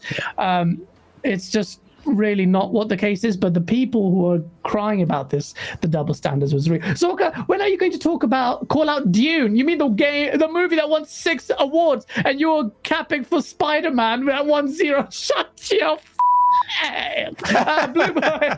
Blue Boy Vars, thank you for the £5 super chat. Goes, Asa, you are correct. The clocks are high, but RDNA2 GPUs clock even higher. Yields in the fabs are also get better as time goes on. Sony isn't in trouble here. And he also drops another generous £5 super chat. He goes, chips are getting more expensive to make. TSMC is increasing wafer prices by 25% and already fully booked until 2024. Slim and Pro models unlikely. I hope he's right, but that's great. Thank you so much for the super chats.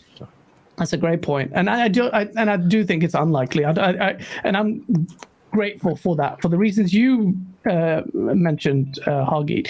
Dark CMF, thank you so much for the $5 super chat. Oh, I thought it was a birthday message again. Thank God for that. They haven't harnessed the current hardware yet. A refresh is terribly wasteful, and at this time would be absolutely a negative for owners and fans. I fully agree with you. I think it'd be over the top, overzealous, and Sony don't even need to respond to Microsoft on the power stakes when so far it's neck and neck, or barely any gulf or divide in the comparative performance of the two consoles. Let me throw this in there too, with that in mind, because I said this with Blaze, right? What if they did come out with a new unit, mid-gen refresh of some sort, right? And you know how they just sold you guys those side plates for the PS5? What if that PS5 doesn't have side plates you can change and all that shit? Stick them on your car, no problem. Like literally, they just it's so many shit. No, it's no. Oh god. But yeah. So that's great. That's really interesting talk about that topic. Thank you for Special Nick for giving us the ammo, Zorka. Yes, you are such a troll. Ladies and gentlemen, this week we saw an amazing announcement that surprised a lot of people, came out of nowhere, and I love these kind of surprises. And for oldies like me, this is Flame. Thank you for the $2 super chat. So happy birthday, guy.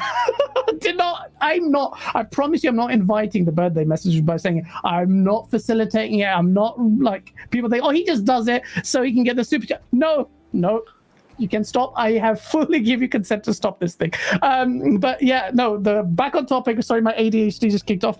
Max Payne 1 and 2 remakes are happening. I was so happy when I like shocked. This is one of those surprises that needed to happen. I hold Max Payne 1 and 2 in very high regard. I remember playing Max Payne. I saw the trailers. It was the game that introduced bullet time in video games, and when my PC could run it, I couldn't even hear the sounds like the music, or the baby killing scene. There's no, not spoilers. It's bloody 20 years old. Game was incredible. It was an incredible game. It was the GOAT. That's why to this day I held Remedy in high esteem until Quantum Break and until Control. Now, generally, I'm positive about it. I'm very, very happy about it. But before we get, let's get into it. Chat, are you happy about Max Payne 1 and 2? And I want to get your view. Hargeet, did you ever play Max Payne 1 and 2? I think I have, because there's no achievement, so I don't know. I did try to play them again, and I'm like, I think I played this, and then I went and played 3, and it's like, yeah, I had finished it. I actually had the achievement, so I'm like, yeah, I have played these. Still, I think it's cool to actually revisit it if they like. They're saying they're redoing it, right? So yeah, it'd be interesting remakes. to see what they do, and maybe, I mean, since they made the original, hopefully it'll still have the same feel. Like it'll still be, it'll stay true to what it was. Part 3, but refined. Yeah, right. So maybe that it'll be good.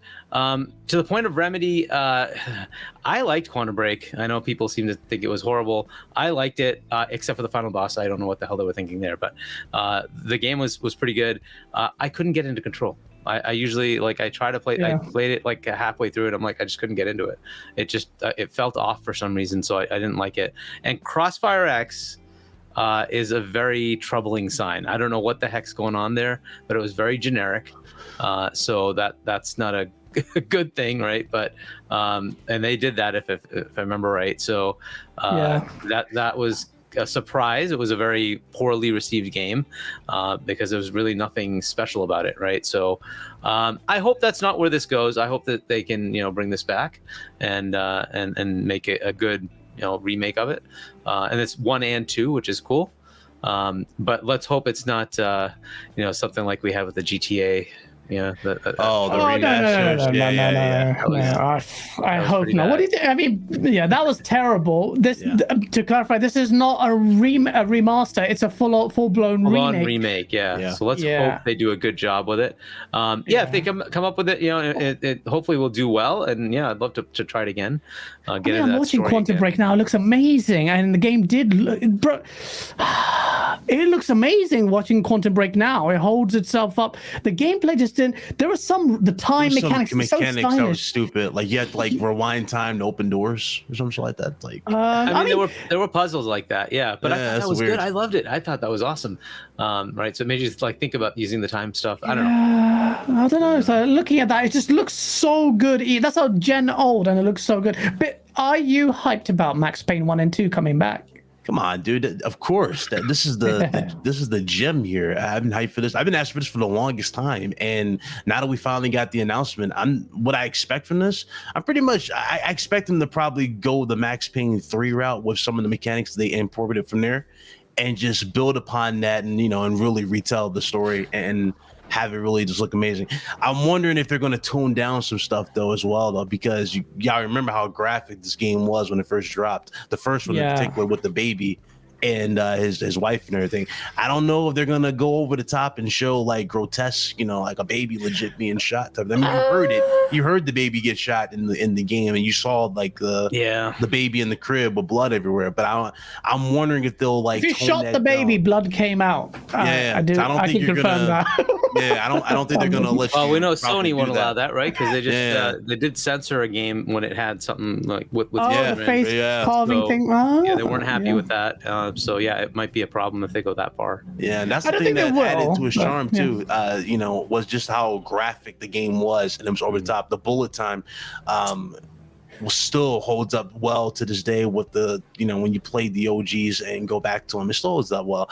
But seeing that game fully redone with with the crazy detail that they did with Max Payne 3, while you can see the bullets actually go into their heads and like skin come off, that would be awesome to re-see that. And I'm all for it, man. I love Max Payne 2. Max Payne 2, even though I loved Max Payne 1, I don't know, for some reason, I thought Max Payne 2 would be my favorite when I was younger, but I still hold them very so close, high. Faithful to Max Payne 1. Very good game. I can't wait to play that again.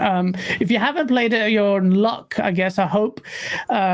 See, Dorian Gray, thank you so much for the $5 super chat. And I thought the same thing you did, Dorian. He says, let's hope with Rockstar involved as a publisher, they don't make 1 and 2 like 3. But see, Dorian, this is where I disagree with you, because I think Max Payne 3 was incredible. It was so good that I actually hoped Rockstar would actually take over. Now, I know this is going to disagree.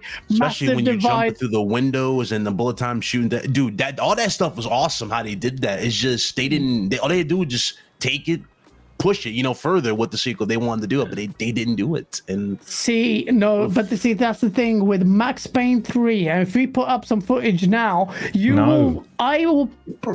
No. He said no. I'm not saying you should. Oh, you have to. I'm just saying Max Payne 3. If you see it now, and there's like a video there, Asa, because I actually been working on bits on this video, because I, funnily enough, was talking about Max Payne 3, why a remaster should happen or why a sequel should happen. The game is 2 gens old, yet no game comes close to this gen as a third person. The way this game does action, bullet time, ragdoll physics, AI, the hits, the combat flow, the damage. Yeah. Oh my god, dude. You shoot people in the leg. This is like John Wick's simulator, and I think this game bested 1 and 2. I think Max Payne 3 was better than 1 and 2 gameplay wise. It didn't have the impact of Max Payne 1. Didn't have the story. I don't think. Didn't have the story. The first one. The first one, it was like, holy shit! Like, did I really just go in here and wipe out this whole syndicate? You know what I mean? And then you just see the ending be the beginning, and it's like, yo, that's awesome. Like, I love that. Part two, you got closure, I guess you can say, right? With part 1, with part 2. Yeah. But he loses some stuff in the process. And part 3, it kind of just sees him a broken man still trying to function, but it's like it's cool in its own right. Yeah, I agree. Yeah, it's because it lost the film, the noir look and feel of it. And I feel that a couple of levels they did bring it back, almost to kind of like some of the levels were bringing it back. Max Payne 3, if you watch the gameplay for Max Payne 3, it is stellar. Not the trailer that Ace put up, which is coming out May 15th. Thanks for letting us know. Which one? You asked for Max Payne 3, you got it. I'm gonna interrupt now, because screw you. I'm gonna look it back. So we were talking earlier though about like Unreal Engine 5, right, and not wanting all the games to converge on Unreal Engine 5. The Max Payne remasters are being done on the Northlight engine, so Remedy's own engine that they use for Control and Quantum Break. And that is perfect to me, because those games actually, if you remember the gunplay in them and the amount of like environmental destruction and fun you could have, that's like spot on for what you want from Max Payne. So obviously, there's questions over Remedy because of Crossfire, and Control and Quantum Break didn't quite hit like they wanted, but they were fun. The gunplay was good, and that's like the core thing in Max Payne. So you expecting like a Capcom like return with this, Jason? Like they'll blow us away with this and then probably get back on their feet? I wouldn't say that they're particularly off their feet in the first place. I think they're doing right. Like, they're quite in-demand developer. No, I'm talking about quite on the path, like quality. You know what I mean? Like on a better path. Quality. I still say so. Quantum Break, at the start of the Xbox One era, I still think that was probably the single most ambitious project of the entirety of the last generation. Yeah, it didn't land, but the ambition was huge for it. They had a TV show tied with it too. Well, it was in the game. The TV show was part of the game. It was, and it was big budget and obviously a contender, but people didn't like it much. We didn't see anything quite like it ever again, and probably never will. Probably for good reason. But Control also, it was a bit more divisive. Some people love Control. I've seen someone in chat saying how great Control is. I didn't finish Control. It didn't hook me, but there were certain qualities to it that you can't deny. I spent a while just running around just blowing up bookcases. It's a good engine that suits Max Payne. Yeah. No, that's a great point. That is a great engine that suits Max Payne. The best part of Control for me was just playing around with the physics, was on PC with the ray tracing on and like going camera mode and looking at the real-time ray trace reflection on, like, you know, those metal physics little things. fragments. The little balls, the physics balls. Oh, you have 4 balls. Yeah. You know what? I'm the tick things. Anyway, basically the ray tracing that was insane. If you told it on it might have like 30 frames on my PC, but the game looked incredible. The engine, I think, will be I have no issues with that game running on that engine. Max Payne will be incredible as long as they maintain the same feel.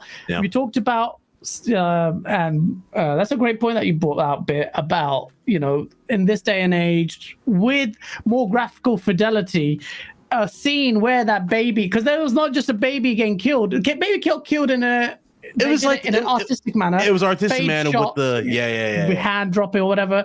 But then there was levels where you following the baby's blood, and that was a horrible level. That's what I'm saying. I'm wondering if they're going to tone down. And I mean, they could do that. Nah, they don't need to do that. They don't need to do that. If that gets toned down, that's going to be questionable, because, you know, now I don't think it needs to be toned down. Yeah, because now things are toned down as much. Like, a lot of people don't like to see. Well, we like to see violence because we're used to it, but a lot of people, I guess, get offended by violence. They're like, "Oh, you know people are like, I don't want to see a baby die." But it's a mature game, you know. I mean, it was part of the original. Yeah, I don't think I think the way they even handled it then wasn't that contentious. At least you saw the baby getting blown up point blank, which is horrible even to say. But like, you didn't, like, even in movies you see a lot of babies. You see Rambo 3, this guy chucks a baby in the fire like it was.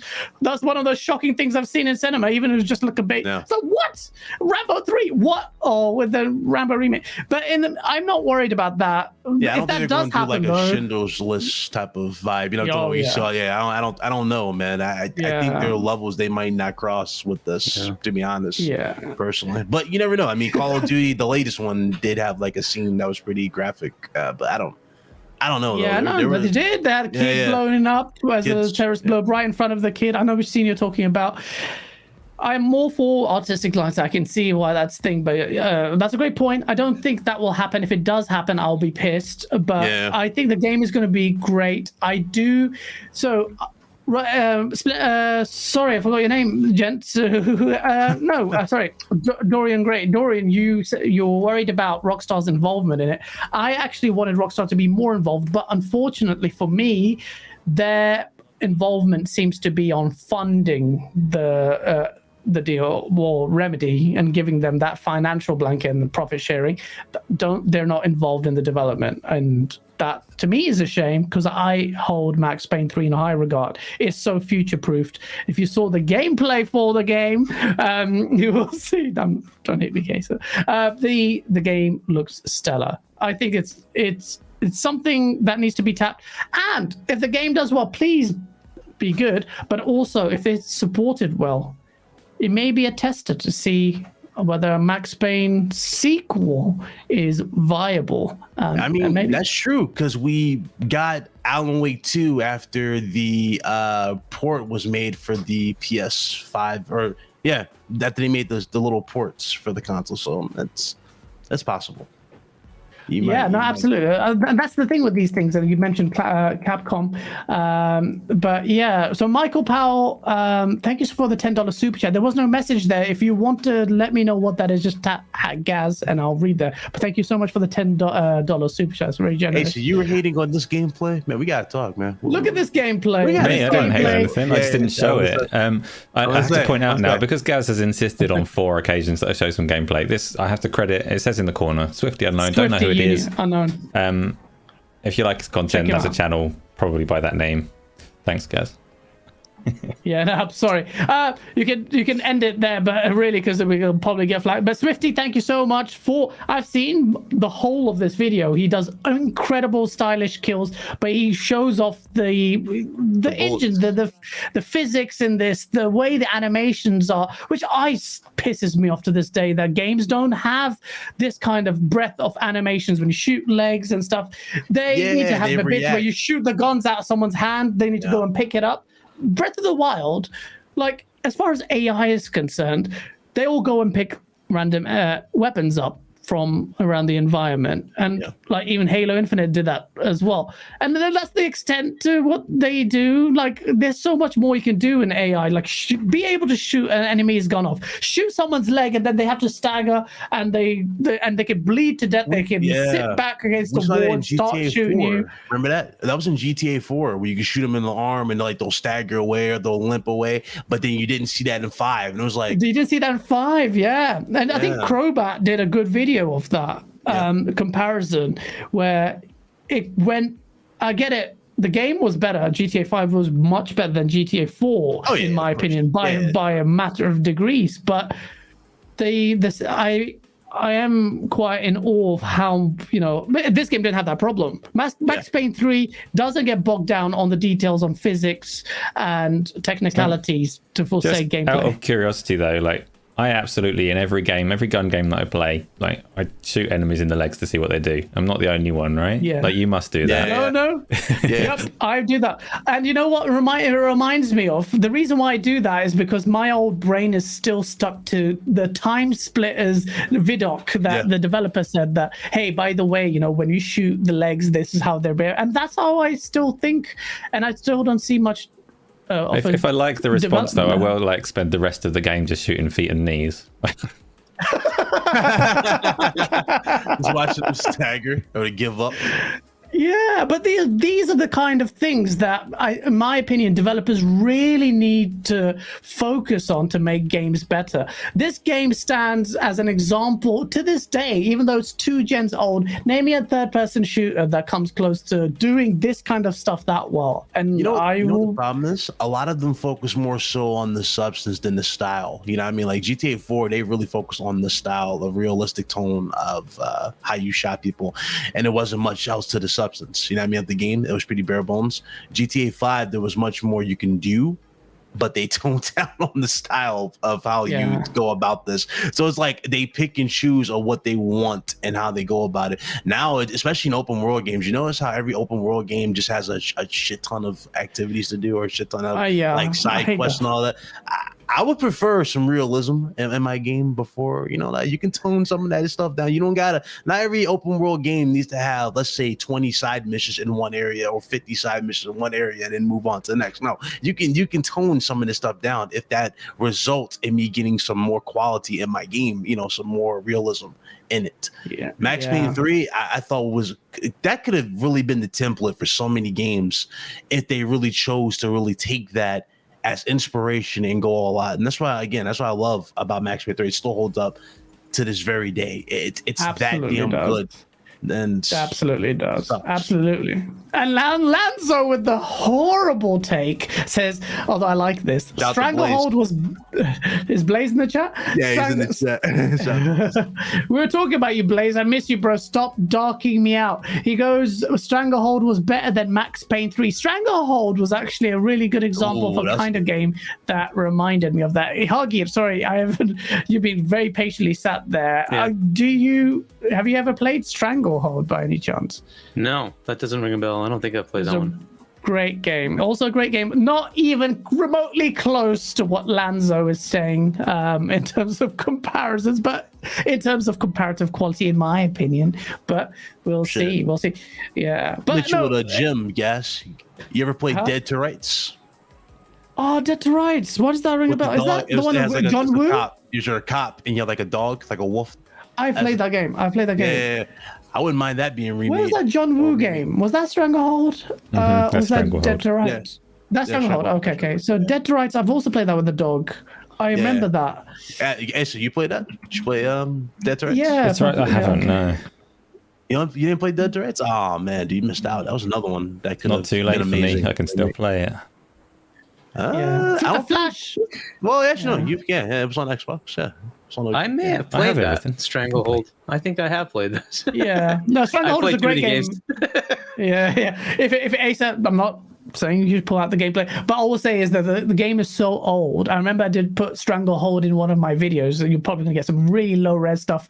Flash Gordon, I am not saying Remedy are not fit to create. I'm very happy that they are. I think this would be a good opportunity for Remedy to kind of, for me, restore confidence in Max Payne. But they created it. They created the baby. It's bloody Sam Lake's face as Max Payne. So yeah. S-Quest, that's true. Sleeping Dogs too.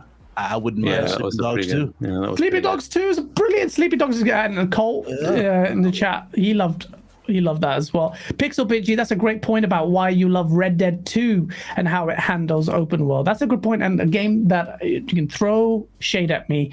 I still haven't played. Shout out to 320 people watching. Please smash that like button if you're enjoying it. It helps us out a lot in the brutal YouTube algorithm.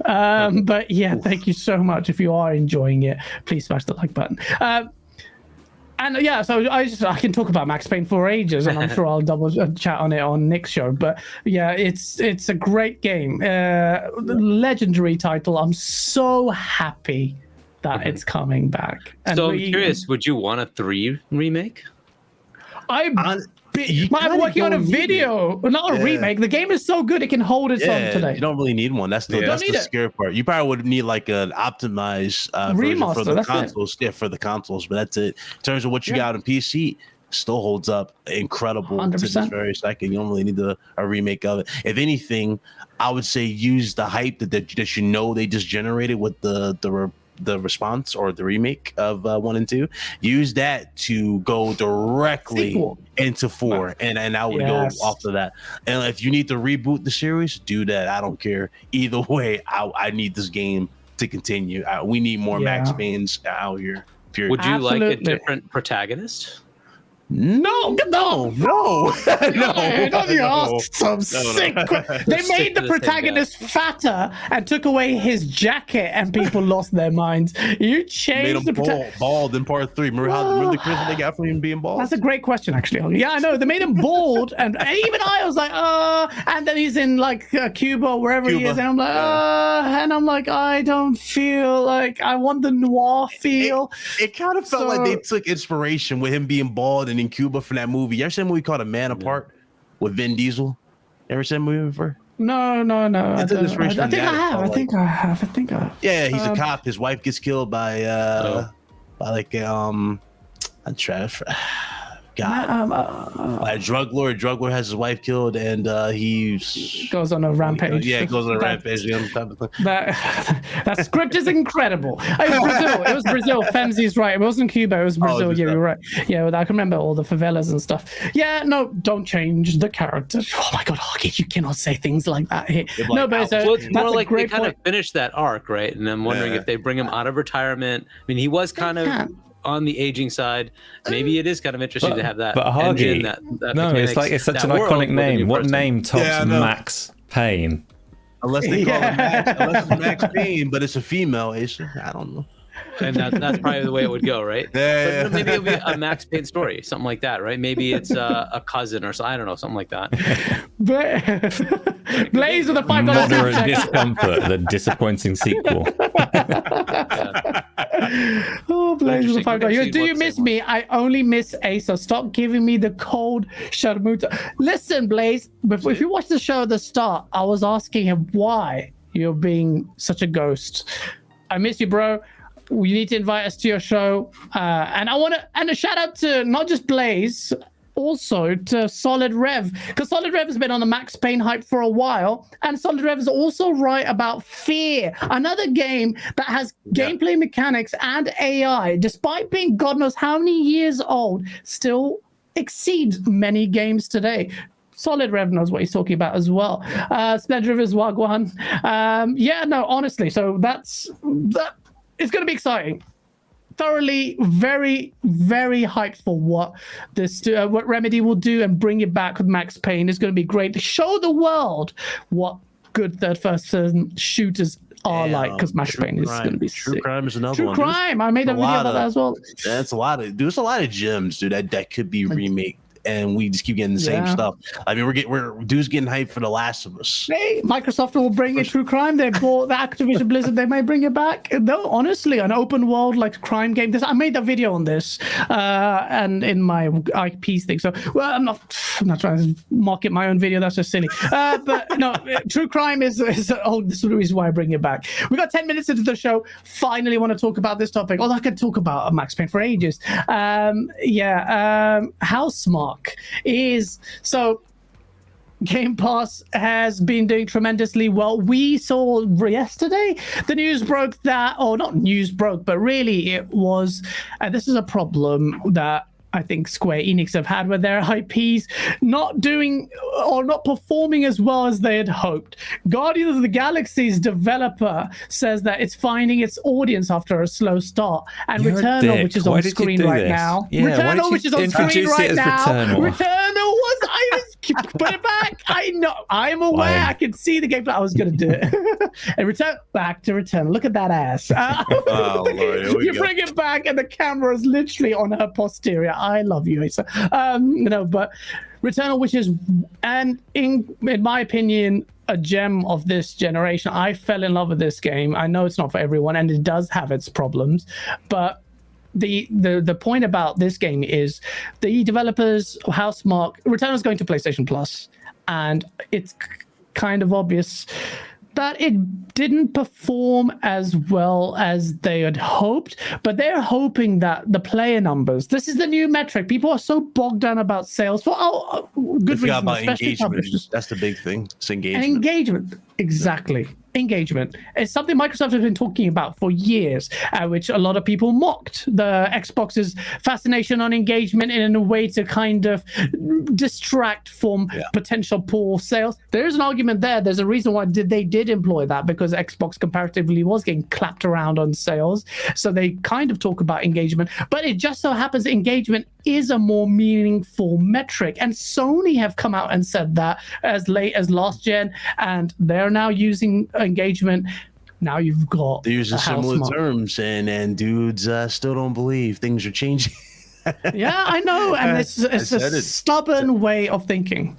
You're very naive in the whole talk about the metaverse and this thing. So, Hargeet, what's your take on one, Housemarque quite clearly being eager to see player numbers go, Xbox Game Pass and Guardians of the Galaxy, despite having a slow start, is finding its audience thanks to Xbox Game Pass. What's your view on this whole thing, and also the monthly active users and that metric versus sales?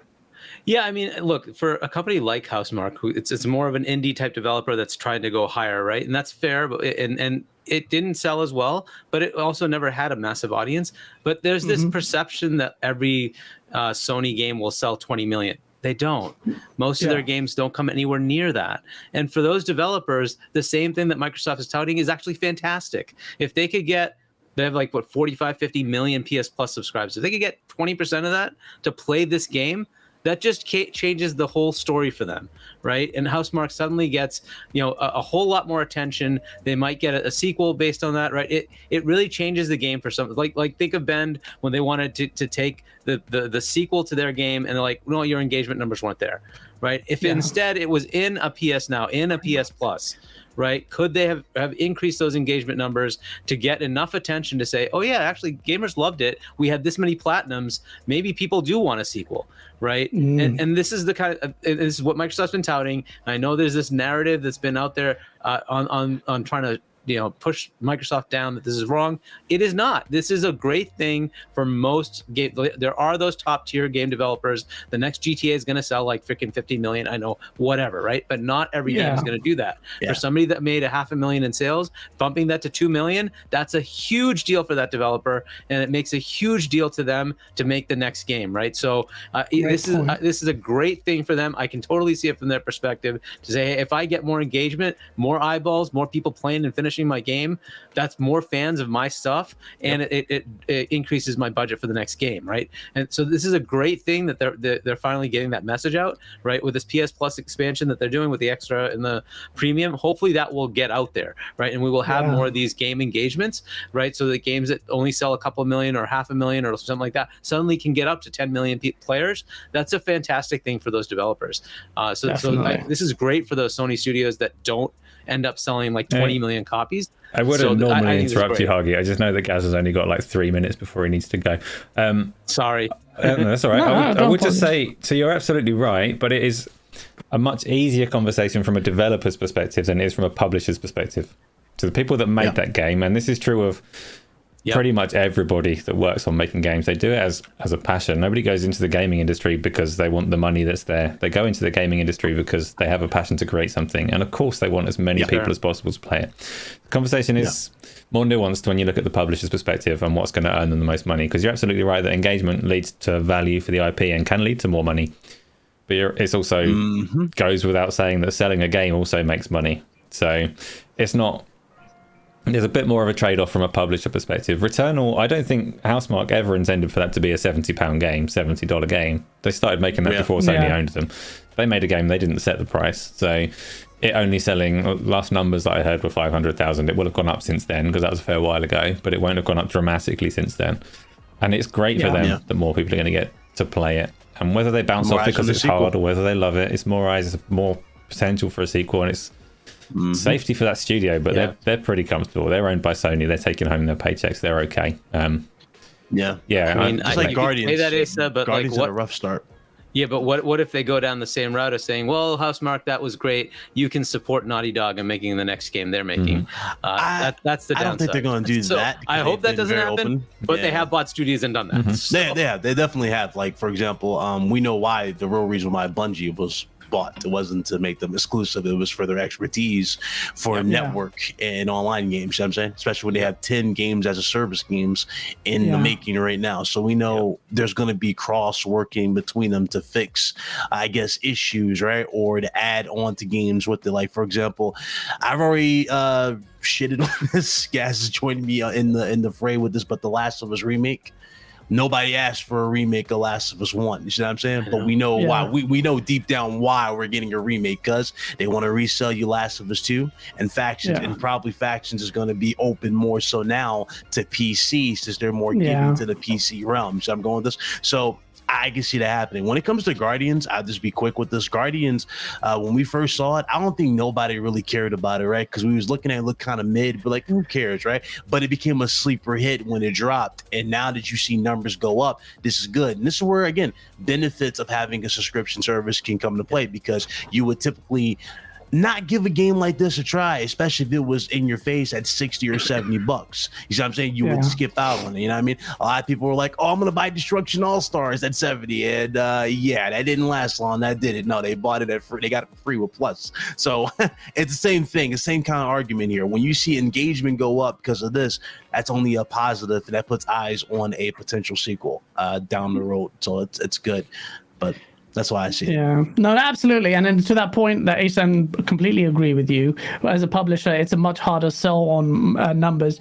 But as a conversation that you as a developer would have with the publisher, when you do see Guardians of the Galaxy's numbers going up quite high, engagement quite high, and critical reception quite high, it will make that conversation in those boardrooms much easier, and much like, so look, we've made a great game. People are playing it. We didn't get the sales. Perhaps there's a question to be had about, one, being more open to a subscription service day one, to do that, and maybe, and this is a bit more contentious potentially, developing a game in mind that in a service like Game Pass, maybe devising some kind of model that would assist with monetizing, so maybe some multiplayer, maybe some kind of thing, which is ironic, because we're talking about Guardians of the Galaxy. The reason why it's such lukewarm early response is because of the Avengers stigma that a lot of people had, and now, so it's a let's very flip that. if Avengers was in Game Pass or a subscription service, right, for $15, I don't think it probably would have got as much flack as it did because they were asking full price for it. You know what I'm saying? There's benefits of it, of putting games like that. And so, but yeah, I agree completely. That's a great point. Yeah, that's a great point, actually. I'll give you another angle, though, is that, like, let's say Returnal suddenly, you know, there's about 5 million players that play it, and about that 3 million love it, right? That also changes the perspective of marketing for the next game, right? Because the next game now, there's 3 million players that are like, oh, cool, there's the sequel, I'm getting that game, right? So even if it's a $70 game, a good chunk of them will say, I'll buy it instead of 500,000, maybe they'll sell 1 million, right? So that does have a calculus as well, right? So it does help just in marketing as well, just to get the engagement out there. Yeah. I would hope so, man. I mean, because, you know, Sony, I don't know, like, I feel like Sony's going to be real quick to fund games that hit the 10 million as opposed to the ones that kind of do less than, you know what I mean, less than 5 type of thing. Just not necessarily saying they're not going to do it. I'm saying like they're going to be more inclined for the 10s versus the 5s. You know what I'm saying? Like that perform less than 5. So we'll see how this game goes. But I do hope and I do think it will get one down the road. But you guys saw a quick Horizon got a sequel compared to this. You know what I'm saying? So and the funny thing about Horizon 2, they stopped reporting those numbers as soon as Elden Ring dropped, and that's the other thing to take into account too. So it's like that's a great point. I know you're kind of running out of time, but I guess one other thing that this brings up is I hope this means Sony will start taking more gambles, because they used to make these very odd games that some of them were just gems. They were great, right? But they've stopped taking those gambles. At least it seems that way. And like they're looking at these AAAs instead of like a Gravity Rush. That's a fantastic. I love those games. Uncharted, right? So Gravity Rush, great show. Right. I would love to see Sony go down that path again. Like just create these weird games. What the heck? And some of them might land, right? That'd be awesome. In a subscription service. Great point. Make a video on that. Sir Monte Carlo, thank you so much for that $5 super check. It's great show, guys. Gaz is an absolute myth. Thank you so much, Carlos, you son of a... everyone in chat, I'm mindful of the fact that I have late running for Xbox Era show, so I'm going to put in the chat. Thank you. So if you enjoyed the show, please smash a like button on your way out, and if you are leaving, you want to see continuation of the show, I'll put the URL there. Xbox Era show, I'm going to be there very, very shortly. Before I go, I hope you enjoy the show. Gents, Big Cloud Gaming, tell what's in store for the peeps, and when am I coming on your show? All right. So anytime, of course, that goes for, of course, Asa. You know, I got a bone to pick with Asa because you've been acting a little too extra now. I'm helping you out. He's always helping me out. No, I appreciate it, man. This was fun, as always. I appreciate the invite. Nice meeting you, Hargeet. It was definitely a pleasure. You guys can find me at Big Cloud Gaming, YouTube, Twitch, Twitter. Next month, I might have Jeff Keighley on for the channel. So it's Jeff Keighley. Yes, sir. We're working hard on it. So we're going to see what's up, see how the schedule is, and we'll see how we can get it. But for those of you that wonder who I am, I'm Big Cloud Gaming. I work with IGN as a freelancer, and that's what I do on the side. And my YouTube channel, we interview a lot of people in the industry. I've interviewed quite a bunch, to say the least. I'll say that much. And recently, we've kind of transitioned into the wrestling realm because I signed a little deal with WWE. So it's a lot of cool stuff happening. So that's what's going on my channel. I upload when I can. I can't guarantee I'll upload every week, but I do upload when I can. And that's where you'll find me. Appreciate everybody for coming through. And y'all enjoy the rest of your weekend. Thank you very much. Absolutely. And last but certainly not least, Hargeet. You're going to see a lot more of Hargeet. Of course you are. In the show. So brace yourself for his wise limericks. Wise sayings. I'm such an idiot. Hargeet, I hope you had a good time at the show. Yeah, it's been great. It was nice meeting you as well, Ben. It was interesting to have all the discussions. So we'll hopefully get more videos. I guess I'll probably be putting my videos on GameOnDaily. So we're trying to get that going. So hopefully we'll have like a little area for my stuff. So we'll hopefully get some videos up soon. Chani's Corner. Brace yourself. We're working a video. Send me the revised thing. We've got a few videos for Hargeet, and they're going to be amazing. Guess. No. Don't you dare. Last but certainly not least, Asa, please keep it brief as you always do. You just will make it long to be. With the utmost respect for Xbox Zero, I'm not going to say anything. Gaz has got to go over there right now. So thank you everyone in chat for coming along. Hargeet and BitCloud, great chat. But yeah, Gaz needs to go. So quick. Peace. Thank you so much. Love you all. Smash the like button if you enjoyed it. If you didn't, don't hit the dislike button. But I'll see you next week. Take care. Peace.